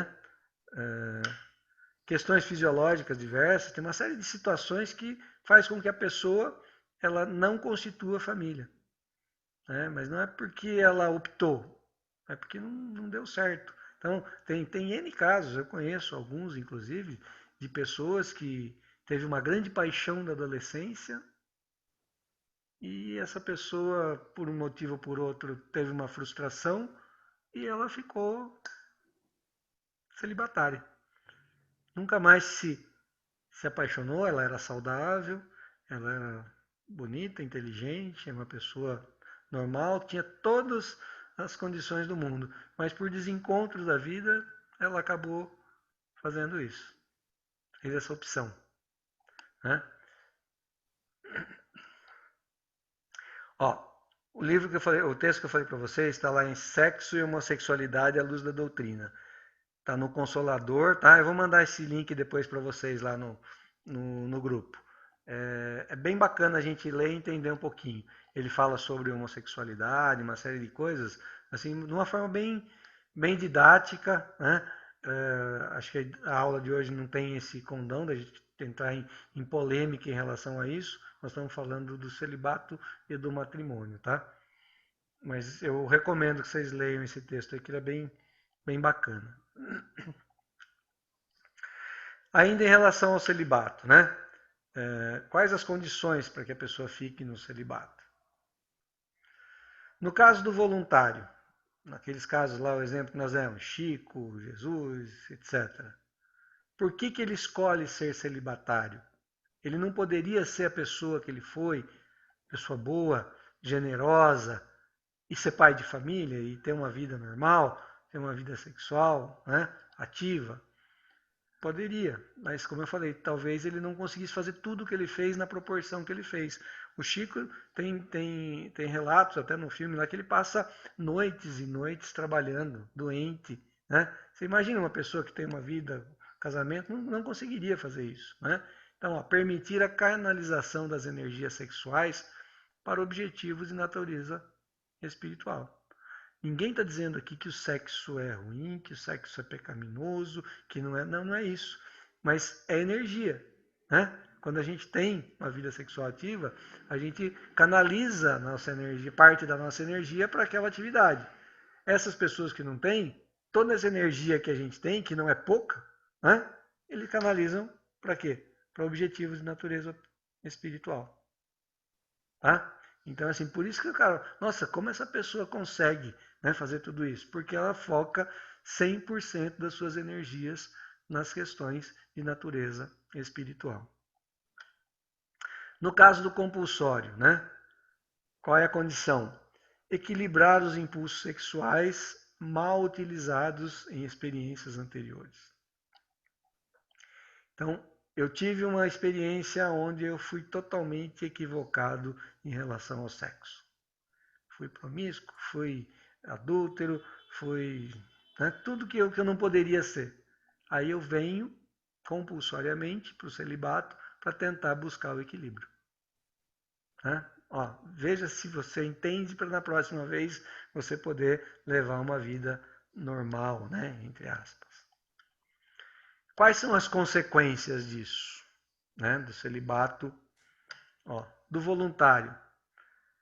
Se não resultar em obras importantes de natureza, não tem valor nenhum. Ainda que voluntário. Se eu abrir mão de ter uma vida sexualmente ativa, de ter um relacionamento, de constituir uma família, e esse meu sacrifício foi em vão, se eu não fiz bem nenhum do ponto de vista espiritual, de nada adiantou. eu desperdicei uma oportunidade. Talvez fosse melhor eu ter casado, constituído família, adotado filho, né? Talvez eu tivesse feito muito mais coisas para a humanidade, para o meu espírito, para a minha evolução espiritual, do que esse sacrifício que eu fiz em vão. Do compulsório, se não resultar em conformação e equilíbrio, também é oportunidade perdida. O cara veio com uma série de dificuldades, mas ainda assim ele continua fazendo um monte de besteira e não aprendeu nada. Também perdeu a oportunidade. Aí, eu estava falando para vocês, né, toda vez que eu estou preparando a aula, eu vou buscar, eu vou pesquisar e tal. E aí a gente vê um monte de situação, de notícias, né, que estão na imprensa, aí principalmente de cunho religioso, né? É obrigatório o celibato. Então, por que a gente vê que algumas religiões cristãs, né, todas são cristãs, umas o celibato é obrigatório, a outra não? Por que isso? Então, por que aquele é obrigatório e eles não? Isso é da religião ou é da lei de Deus? Né? Aí a gente vê uma série de situações em que a pessoa faz lá o voto de castidade, né? Entre aspas, celibatário, e a gente vê vários relatos. A mídia está mostrando isso, né? De abuso sexual, de N coisas. Então isso não é positivo. É isso aqui, ó. Não vai resultar em nada. Ó. Não vai resultar em nada. Então eu tenho que, se eu for fazer, se eu for optar pelo celibato, independente de ser uma questão de crença ou não, eu tenho que fazer isso ciente de que todo esse meu esforço, esse meu sacrifício, e eu acredito que seja para todos, tá? Para todos, não é só para aquele cara religioso, não. É até aqueles exemplos que nós falamos, de Chico, de Valdo, né? Eles são seres humanos como a gente. Então, não deve ser uma coisa fácil, natural, né? Eles devem eventualmente até sentir desejo, vontade, mas o que ele faz com aquilo? Canaliza para a questão espiritual. Transforma aquilo em atitudes de caridade, etc. E tal. Agora, se eu for dizer que sou celibatário, fazer um voto de castidade para mostrar para a sociedade, mas nos bastidores, ou eu levo uma vida sexual escondida, ou mesmo eu fico me martirizando interiormente. Porque lembra que a gente fala que não é só o ato que importa? O pensamento também importa? Nós já falamos isso várias vezes, né? Que quando a gente está pensando, a gente está criando ondas, vibrações, né? Então, às vezes eu estou ali maquiando uma situação, mas estou pensando coisas que não deveria. Né? Isso não é legal. A gente não está cumprindo. A gente entra nessa questão da consequência aqui, ó. Tá? Então eu tenho que, seja compulsório, seja voluntário, tem um objetivo. Se eu não buscar esse objetivo, como tudo na vida, né? Como tudo na vida, eu tenho um objetivo. Se eu não perseguir esse objetivo, eu vou estar desperdiçando a minha energia. Não é assim que funciona? No dia a dia, no nosso trabalho, né? Aquilo que a gente imagina, até nas realizações pessoais, familiares. Pô, eu tenho o objetivo de trocar de carro, de melhorar minha casa, ou de comprar uma casa. Se eu não perseguir aquele objetivo, muitas vezes as minhas energias vão ser jogadas fora. Né? Se eu não colocar aquilo ali como objetivo. Aqui é a mesma coisa. Então, se eu estou nessa situação de celibato, seja voluntária ou compulsória, eu tenho que tirar o melhor proveito dela. Eu tenho que fazer com que ela valha a pena. Tá? Porque senão é mais fácil optar pelo outro. Tudo bem, gente? Vocês estão muito quietos. Paulo, posso fazer pergunta? Você falando do celibato, eu estava aqui pensando, uma pessoa quando ela opta pelo celibato, porém ela não canaliza a sua energia para o próximo ao bem, ela não cai no egoísmo? De ela não querer responsabilidades, o trabalho da paciência, da indulgência, ela não cairia no egoísmo total? Eu entendo que sim, né? Às vezes é a mesma história do cara que vai lá e se coloca num mosteiro lá e não faz. Se ele for lá e fizer um monte de gente, ajudar um monte de gente, ótimo. Agora se ele ficar lá só o tempo todo lá e não fizer nada para não fazer o mal, ele está sendo egoísta. Aí é a mesma situação. Eu fugi às vezes da responsabilidade de não ser pai, de não ser mãe, que não é fácil também. Né? A gente fala É um que papel difícil. o celibato é duro, mas o matrimônio também não é moleza não, né? O Não é celibato, fácil, você não. foge das responsabilidades do seu dia a dia, né? Das interferências, das ocorrências do dia a dia, né? E ter filho também, a arte de educar é difícil, criar é fácil.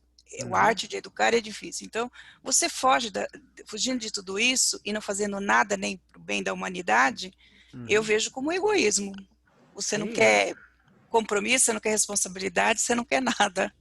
É aqui, ó. Se não resultar em obra importante, não tem valor nenhum, né? Seja por egoísmo, seja por comodismo, né? Às vezes não é nem egoísmo, mas é comodismo, né? Ah, não, vou ficar aqui na zona de conforto, é mais fácil, não ter que aturar ninguém, não ter que dividir, né? Então, é assim. O ato de dividir já é egoísmo também, né? Pois é. Pois A é. gente sempre leva nele, né? Mais alguém? Então, ainda, né, em relação ao celibato. Voluntário. Permitir a canalização das energias sexuais para o objetivo da natureza especial. E compulsório. Não, isso aqui eu já falei, né? Tá, desculpa, já tinha falado. Se bem aproveitado em qualquer dos casos, tá? Tanto no voluntário como no compulsório, é a sublimação das energias e equilíbrio do apego às sensações da matéria. Então, assim, o que eu estou dizendo aqui?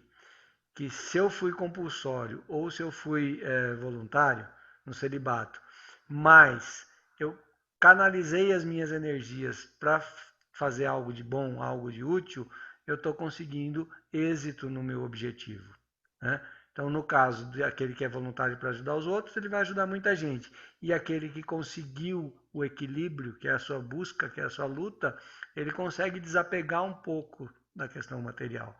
Que não deixa de ser quando a gente tem esses problemas, né, do ponto de vista sexual, aí, as pessoas que têm essa volúpia, que a gente vê, é muito apego à matéria.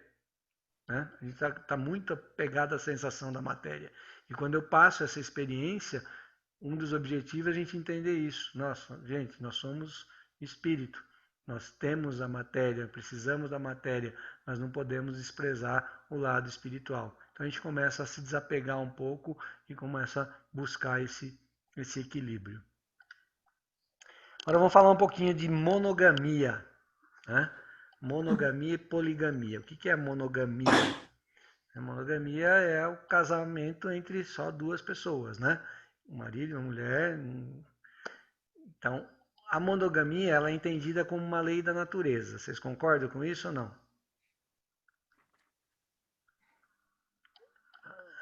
É uma lei natural, uma lei de Deus.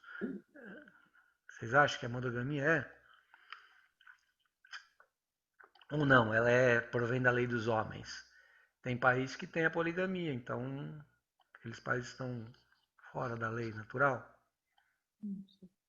O que vocês acham?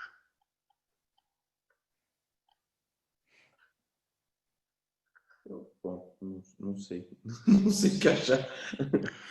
Olha, Eu acho que é uma lei da natureza.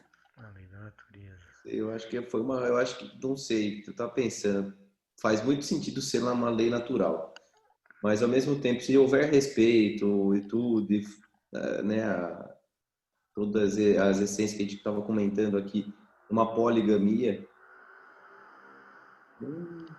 não é que tá errado, entendeu? Não vejo por que estar errado e não ser natural, mas tem que ser muito bem acordado isso, Mas como um acordo. ela não é uma extensão da lei do progresso? A monogamia. O casamento, né? Então, Casamento. Isso. É. Isso. sim, Ela não pode. é uma extensão da lei do progresso? Olha, eu diria para vocês assim, ó, graças a Deus, né, e sempre graças a Ele, ela é uma lei natural. Já pensou se ter 2, 3, 4 mulheres, Gabriel? Já passou pela sua cabeça isso? Né? Não, brincadeiras à parte, né? Ela é uma lei natural, sim. Nós vamos entender por quê, tá? Ó, a monogamia está de acordo com a lei da natureza. A poligamia é uma lei humana, cuja abolição marca um progresso social. O casamento, segundo as vistas de Deus, tem que se fundar na afeição dos seres que se unem. Na poligamia não há afeição real, apenas sensualidade. Não dá para a gente imaginar que, por exemplo, naqueles casos que o cara tem 10 mulheres, ele vai conseguir tudo aquilo que nós falamos das condições com as 10 mulheres. Afinidade de valores, afinidade afetiva, né? Responsabilidade recíproca, é muito difícil, certo? Se a poligamia fosse conforme a lei da natureza, deveria ter a possibilidade de tornar-se universal, o que seria materialmente impossível, dada a igualdade numérica do sexo. Então, para que a poligamia fosse da natureza, ela tinha que acontecer em todos os lugares, certo? Se ela é natural, não é em determinada região. Então, ela deveria, não poderia, deveria acontecer por todo o orbe. Né? Você teria que ter 10, 15, 20 vezes o número de mulheres que o número de homens para isso acontecer. Isso não existe. Não existe esse desequilíbrio. Então, por aí a gente chega à conclusão de que não é natural. Certo? Se a gente já tem um equilíbrio, né, aproximado de homens e mulheres, é porque a monogamia é mais sensata aos olhos de Deus.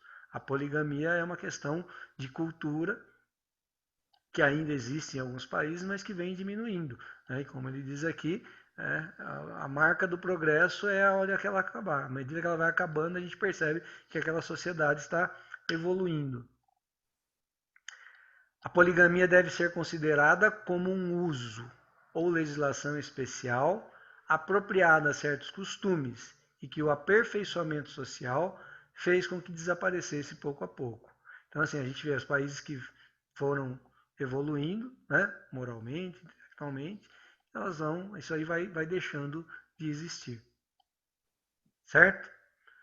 Então, assim, não dá para a gente conceber que a poligamia seja uma coisa natural, seja uma lei divina. Tá? Então, a primeira refutação disso é que, se ela fosse natural, ela tinha que acontecer em todos os lugares. Vocês conseguem imaginar isso aqui na nossa sociedade? Eu não consigo. Eu não consigo. Tá? Mas não sou dono da verdade, gente, pelo amor de Deus. Tá? Até entendo o que o Gabriel falou, né? Mas, assim, trazendo em relação ao que a gente viu até agora, das condições do casamento, né? Daquelas premissas que a gente precisa para que um casamento seja duradouro, né? Primeiro, eu tenho que amar, acima de qualquer coisa, amar todas elas. Eu tenho que ter o quê? Um respeito recíproco. Eu tenho que ter afinidade de interesses. Eu tenho que ter afinidade de valores. Dá para a gente fazer isso? Com um é difícil, não é? Na teoria, até se forçar, a gente até pode conceder, mas na prática é impossível, né? Com certeza. Com um, né? A gente acabou de falar poxa, pô, às vezes a gente vê assim, nossa, aquele casal era o exemplo, o casal perfeito, e eles se separaram, né? Aparentemente estava tudo certo, tudo combinava, tudo certinho, não deu certo. Agora você imagina com 10. Né? Então, a monogamia é natural, a poligamia é invenção do homem. Né? É uma cultura. E que, com o tempo, com a evolução daquela sociedade, ela vai deixando de ser considerada e levada a efeito. Então, por que a monogamia é uma lei natural? Porque ela não é contrária à lei da reprodução. Certo? Ah, não, mas é que o cara com 10 mulheres, ele vai reproduzir mais. Não, peraí. Se tivesse 10 mulheres para cada homem, ok, não é essa a realidade. Ah, então, mas o cara, ele casou com a mulher não pode ter filho. Isso não é contrário à lei da reprodução, né? São situações também que aquele casal não veio para ter filho.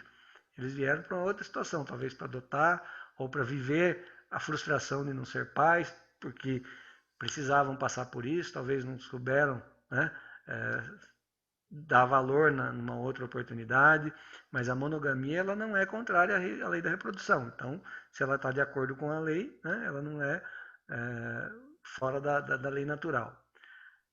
A grande maioria dos animais que estão no nível abaixo da gente na evolução não é polígama, né? Então, se o animal que não tem inteligência, tem só o princípio inteligente, ele pratica a monogamia, por que nós faríamos a poligamia, né? Não se trata de uma convenção e uma concepção que pode variar de pessoa para outra ou coletividade para coletividade. É uma coisa só de determinadas regiões culturais e cuja legislação daquele local permite. Por quê? Porque ela reflete a realidade daquela situação. Então você podia falar assim, ah, não, mas como o Gabriel mencionou, não, acho que depende das pessoas, não é assim. Né? Não é assim, ela não é uma convenção, uma concepção de pessoa por pessoa. O natural é o quê? Que nós tenhamos uma relação monogâmica. Fora disso, a gente está buscando quebrar algumas normas, algumas regras aí.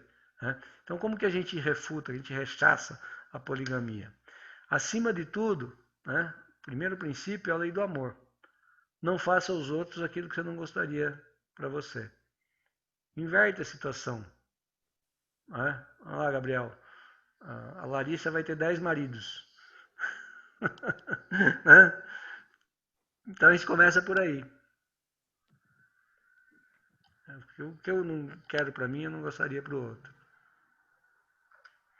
Na poligamia, não há afeição real, apenas sensualidade. Ah, não, mas eu gosto de todas igualmente.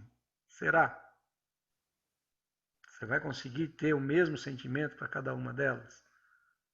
Você vai conseguir compartilhar os seus valores, as suas responsabilidades, o seu respeito para cada uma delas? Acho pouco provável. Com o progresso humano, a grande maioria das sociedades tem adotado a monogamia. Então, se a poligamia fosse boa, à medida que a sociedade fosse evoluindo, ela ia ganhando espaço. Foi isso que aconteceu? As culturas que eram da poligamia no passado, muitas delas hoje aderiram à monogamia.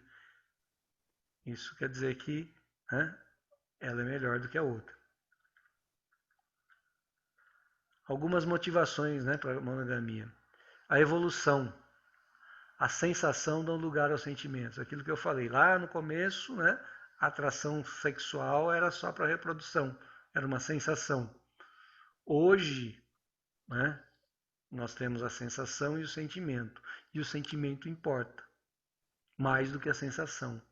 Porque a gente aprendeu que o sentimento dura, a sensação acaba. A gente vai envelhecendo, a gente vai deixando de ter atrativos e ver atrativos nas outras pessoas. Agora o sentimento não. O sentimento vai nos aproximando cada vez mais. A lei do amor substitui a personalidade pela fusão dos seres. Então, assim, eu mantenho a minha individualidade, como nós falamos lá. Eu respeito a individualidade, mas eu entendo que eu fiz uma opção de convivência, de compartilhamento com aquela pessoa. E isso não dá para fazer com 10, com 5, com 6. Nos seres evoluídos, o instinto sexual só é completo quando há afinidade plena. À medida que o espírito vai evoluindo, não estou falando do espírito evoluir, ela não precisa mais de relação sexual. Estou falando, à medida que a gente vai evoluindo, a gente só só tem realmente, né, o instinto sexual completo quando ele tem amor, quando ele tem sentimento. Não é mais uma coisa mecânica, não é aquela coisa que física, só atração. Quando você tem uma relação, você vai para a cama com alguém, tem carinho, tem amor, tem afeto, tem respeito. A vontade do outro importa. Entendeu? Olha a diferença, né? O egoísmo, quando a gente fala do egoísmo, tem isso também. Né? Eu vou me satisfazer sexualmente. O outro, né? É diferente. Quando a gente começa a evoluir, o sexo, na verdade, ele é a sublimação do amor.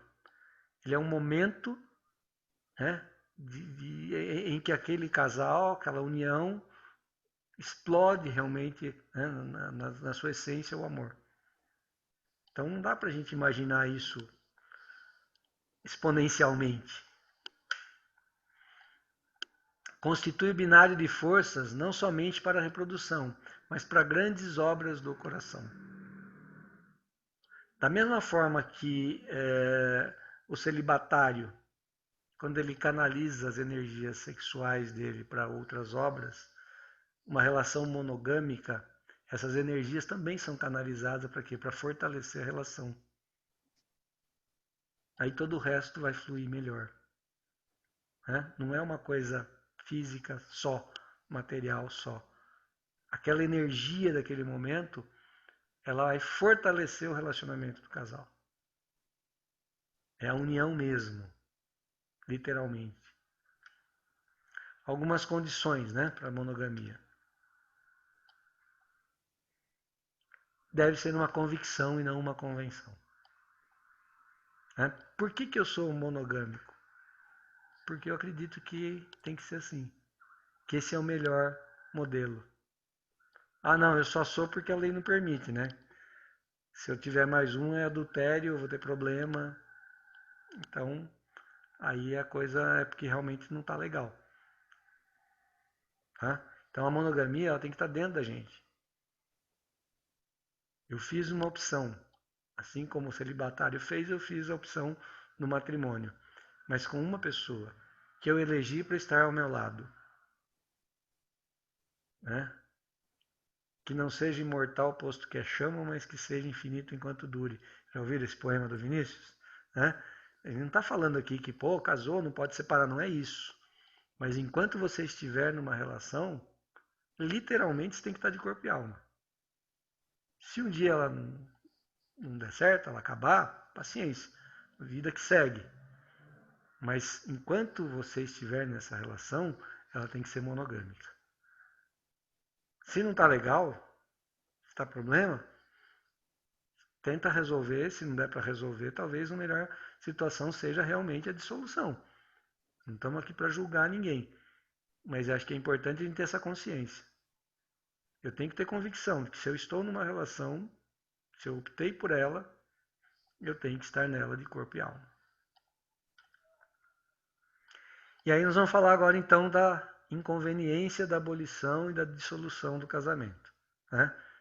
Como eu disse agora há pouco, né? Tem um poema que chama Soneto de Fidelidade. Quem não conhece ele inteiro é do Vinícius de Moraes. Vale muito a pena, é muito legal. E ele termina dizendo assim, né? Que eu possa lhe dizer do amor que tive, que não seja imortal, posto que é chama, mas que seja infinito enquanto dure. Então pode acabar? Pode. Um relacionamento pode acabar? Pode. Né? Mas tem algumas inconveniências. Vamos dar uma olhada aqui. Ó. A despeito das uniões matrimoniais representarem, na maioria, instâncias de reajuste espiritual, então olha o que ele está dizendo. A maioria das vezes, os nossos encontros aqui são para reajustes espirituais. Alguma coisa que a gente fez lá que está precisando agora. Ó. Tem que estar tão perto, né, para poder reajustar. A abolição do casamento seria regredir a infância da humanidade e colocaria o homem abaixo de certos animais que dão exemplo de união constante. Para o espírita, o matrimônio na Terra é sempre resultante de determinadas resoluções tomadas na vida no infinito, antes da encarnação dos espíritos, seja por orientação dos mentores mais elevados, quando a entidade não possui indispensável educação para manejar suas próprias faculdades, ou em consequência de compromissos livremente assumidos antes das suas novas experiências. Ou seja, na maioria das vezes nós combinamos lá, tá? Por N motivos, ou porque a gente precisa consertar a besteira que nós fizemos junto aqui, e vamos lá agora para consertar, ou porque a gente nós temos um compromisso de ajudar um ao outro, ajudar alguém que vai ser nosso filho, mas nós escolhemos. Tá? Então, razão pela qual os consórcios humanos estão previstos na existência dos indivíduos, no quadro escuro das provas expiatórias, ou no acervo de valores das missões que regeneram e santificam. Tá? Então, ou a gente veio realmente para... agora não tem jeito, vocês vão ter que se acertar, vai ser marido e mulher. Tá? Essa é a chance. Ou não, olha, nós vamos lá como marido e mulher, porque nós vamos ajudar fulano e ciclano, acolhê-los como filho, pai, etc. Então, existe um planejamento. E se a gente quebrar esse planejamento, vai ter que fazer outra vez. Em algum momento você vai ter que corrigir. Tá? Então, quais são as motivações, né, o que leva um casal a se separar? De novo, tá? Alguns exemplos só. Consequência natural do nosso estado evolutivo. Às vezes a gente vai pela paixão, aí a gente começa a amadurecer e vê que não era aquilo, a gente não tem aquela afinidade de valores, né? Que aquela coisa que nos aproximou não existe mais, ou não era exatamente o que queria, e a gente começa a repensar a relação. A união por conveniência. Quando acaba o motivo da conveniência, por que eu vou ficar junto com essa pessoa? Estou te aturando por causa do seu dinheiro. Estou te aturando por causa da posição social.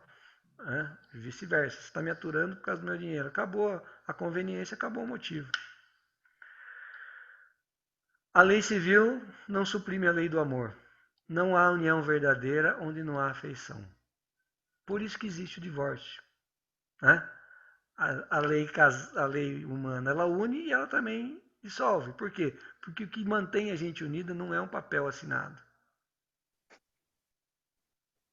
Acabou o motivo, acabou a motivação, não tem lei que vai fazer você ficar ao lado. Há casamentos de amor, fraternidade, provação e dever.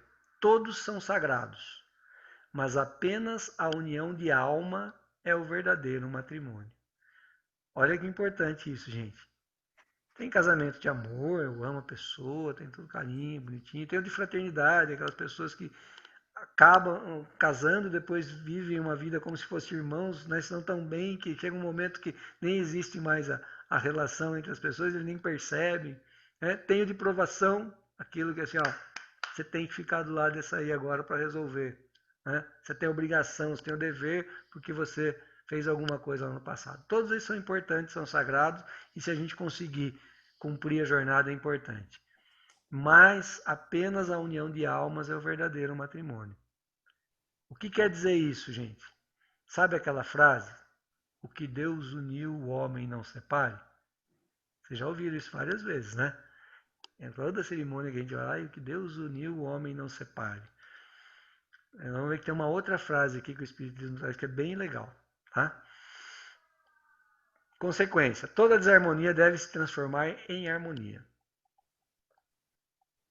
Então, quer dizer o seguinte, se eu tenho uma vida matrimonial, casamento formal, ou mesmo informal, às vezes é união estável, e eu estou levando essa vida por causa de aparência, para agradar a sociedade, ou por conveniência, isso gera uma desarmonia no lar.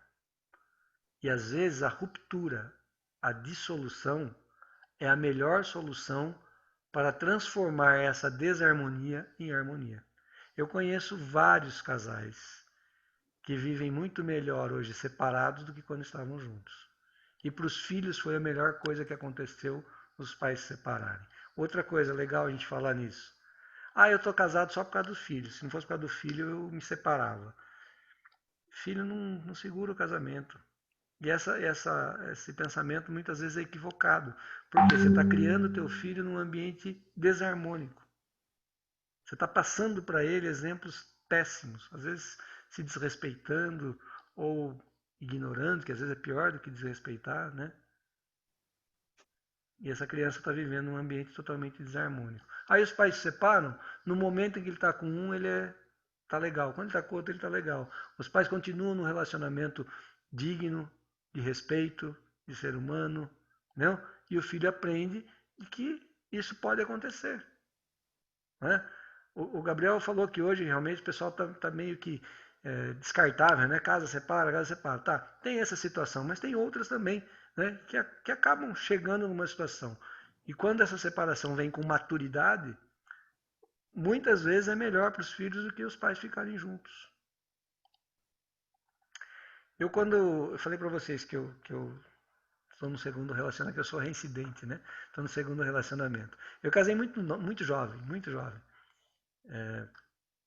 Casei, minha namorada ficou grávida, aquelas coisas de adolescente, de jovem. Fui pai com 21 anos, depois fui avô com 40, né? Mas eu casei e fiquei casado 2 anos. E o dia que eu fico à vontade de contar isso para vocês, porque não tem problema nenhum, mas o dia, me lembro da minha separação, eu jovem, com 22 para 23 anos, estava no carro com a minha ex-esposa, com o sogro e a sogra, indo para o escritório que a gente trabalhava junto. E aí discutindo, eles dirigindo na frente, discutindo comigo atrás. Nós entramos no escritório, os 4, eu fechei a porta e falei assim, chega, acabou. Aí todo mundo olhou para mim assim, acabou, que eu falei, acabou, o casamento acabou aqui. Eu estou saindo dessa porta e não volto mais. Com 22 anos de idade, olha a maturidade. Aí o meu sogro, que não tem, né, diz que não tem ex-sogro e ex-sogra, né? Uma vez sogro, sogro para sempre. Ele falou assim para mim, pá, você pensa que é fácil, né? Simples assim. Eu estou casado há 30 anos, a gente briga todo dia. Eu falei, então, é isso que eu não quero para minha vida. É isso que eu não quero para minha filha. Eu não quero criar minha filha no ambiente que vocês criaram a filha de vocês. Então, por isso que está acabando aqui. Virei as costas e fui embora. Entendeu? Não sei naquela época se foi maduro, se não foi maduro, mas hoje eu sei que foi a melhor decisão que eu tive. Porque realmente eu ia talvez seguir o exemplo deles, ficar junto. Depois de algum tempo eles se separaram também. Né? Mas você esperar 20 anos, 30 anos de desarmonia para se resolver, quantos débitos você não está contraindo nesse período? Né? Aí você abre a porta para traição, você abre a porta para o desrespeito, você abre a porta para um monte de coisa que você pode evitar. Né? Então, assim, enquanto está junto, insisto, paz de corpo e alma. Chegou num ponto em que não está, que a desarmonia está prevalecendo, transforma essa desarmonia em harmonia. Cada um vive tua vida. E aí vem a frase que eu falei para vocês. O que o homem que separou, Deus há de unir. Né? Quando a gente voltar para lá, se realmente era necessário, se for necessário, nós vamos ver. Se não vier com marido e mulher, vem como irmão. Né? De alguma forma, a gente vai se cruzar de novo. Né? Não adianta querer na teimosia, no orgulho, no egoísmo, na vaidade, tentar impor uma situação. Então, só para a gente fechar aqui, que hoje só eu falei e falei demais já. Estamos estourando o tempo aqui.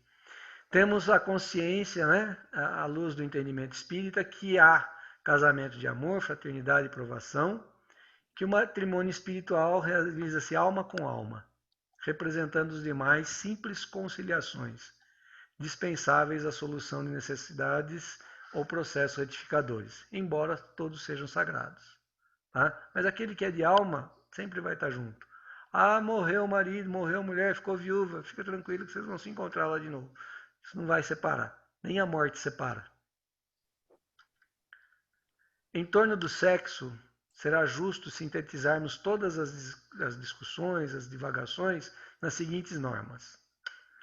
Não a proibição, mas a educação. Vocês jovens aí vão ter filho, né? Na nossa época, no passado, o sexo era proibido, o sexo era pecado, o sexo era tudo.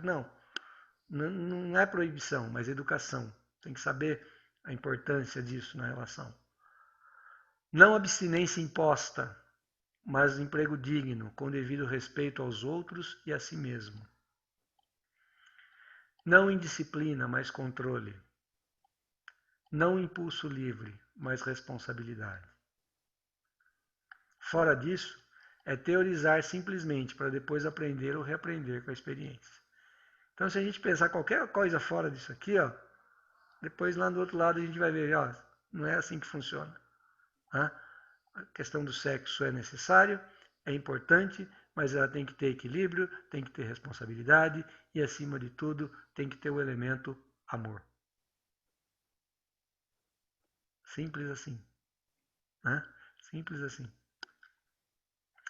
Sem isso, será nos enganar, lutar sem proveito, sofrer e recomeçar a obra da sublimação pessoal, tantas vezes quanto se fizerem necessária, pelo mecanismo da reencarnação, porque a aplicação do sexo ante a luz do amor e da vida é assunto pertinente à consciência de cada um. Então não tem receitinha de bolo. Também em relação ao sexo, quem vai definir depois, o juízo final, é a nossa consciência. Como que eu trabalhei a questão sexual durante a minha encarnação? Eu fui além dos limites? Eu tive equilíbrio? É a nossa consciência que vai nos julgar. Ninguém vai falar para mim que está certo, está errado. Isso pode, isso não pode. E tem que lembrar que quando a gente voltar para o lado de lá, e a gente nunca sabe esse momento, pode demorar 1 ano, 10 anos, ou pode ser amanhã, como é que vai estar a minha consciência em relação a isso? Lembra do enquanto da semana passada? Então, se tiver alguma pendência, alguma coisa para resolver, resolva enquanto está aqui. Porque quando você voltar para lá, aí a consciência vai escancarar. Aí você fala assim, puxa vida, eu perdi a oportunidade. Tá? Então, ó, seja qual for nossa escolha, o casamento ou o celibato, que a gente faça dessa escolha a nossa melhor utilização. A gente dê o nosso melhor. Se for na união, se for no casamento, colocando realmente os nossos melhores sentimentos, amando a pessoa que está ao nosso lado, enquanto estivermos juntos, tem que dar o nosso melhor, ser paciente, ser tolerante, isso serve para os dois lados, mas acima de tudo ser fiel, dividir, compartilhar. Se a decisão foi pelo celibato, ok, então abre mão de tudo aquilo e canaliza suas energias como essas pessoas, como nós citamos, e tantos outros exemplos que a gente conhece por aí, em prol da humanidade. Tire o seu melhor proveito, para que a gente possa voltar e, no final, a gente está com a consciência tranquila. Tudo bem, gente? Alguma pergunta, alguma colocação? Ó, eu vou ligar pro Léo, falar para ele vir para a aula. Mano. Quando ele vem, tem polêmica, discussão. Também, né? Discussões. Então tá bom, gente. Se não tem perguntas pelo avançado da hora, 9h30 já, vamos... Matheus, está na sala ainda, Matheus? Sim, estou na sala, Paulo. Estou aqui. Vamos fazer a escala? Não, vamos lá. Por favor, obrigado. Eu tomo uma água aqui. Primeiro prece inicial, né? Isso. Agenda cristã. Agenda cristã. Gabriel.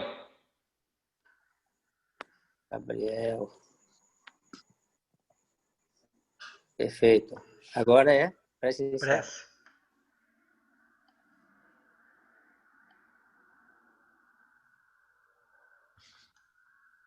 Eu faço. Ivana, obrigado, Ivana. Ivana? Sim. Evangelho.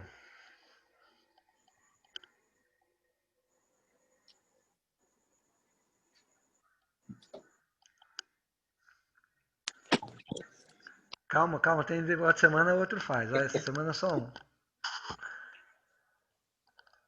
Eu faço, Ana. Obrigado, Ana. Vibrações, Eu faço. Regina. Prece final. Rosângela, é isso? Deus me livre. Ó, Rosângela, eu vou dar a dica para você. Segunda-feira eu vou fazer o evangelho e nós vamos falar sobre a prece. Assiste lá, depois na quinta você faz a prece, nossa. Ai, meu Deus. Rosângela, então? Não, eu sou covarde. Hã? Não, eu sou covarde, não.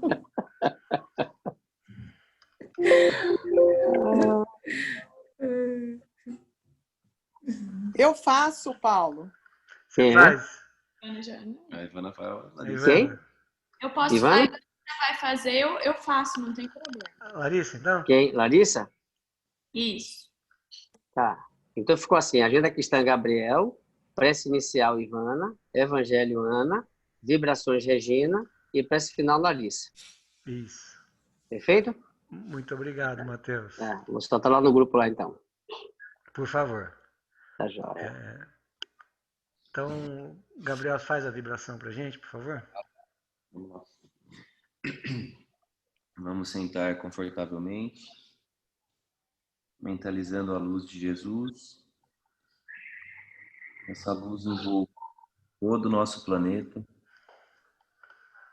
nossos governantes de todas as nações, combatendo todos os problemas de saúde, principalmente a pandemia atual, que eles sejam intuídos nas boas escolhas em prol da sociedade como um todo, para que consigamos juntos passar por isso. Pensando no nosso país, que se encontra numa grande dificuldade frente à pandemia, também recebamos essa luz de Jesus para que nos auxilie nesse enfrentamento, tenhamos a consciência coletiva para praticar o bem e a saúde também. Na nossa cidade, também sejamos iluminados, para aquelas pessoas que se encontram em condições desfavorecidas, elas se sintam abraçadas nesse momento, tenham algum conforto. Também os que se encontram nos hospitais, adoecidos, em tratamento, também recebam essa luz para auxiliar no desfecho para as nossas crianças, elas consigam desenvolver uma infância saudável, assim como nossos idosos que tenham a idade avançada, também com saúde. Vamos pensar também, mentalizar um pensamento individual de cada um, que seja também contemplado e iluminado. E assim, Agora, mais abastecidos com os nossos ensinamentos e reflexões de hoje, vamos elevar nossos pensamentos a Deus e agradecer pela oportunidade de estarmos encarnados. Agradecemos, Pai, pelo nosso despertar e o consolo que a doutrina nos proporciona.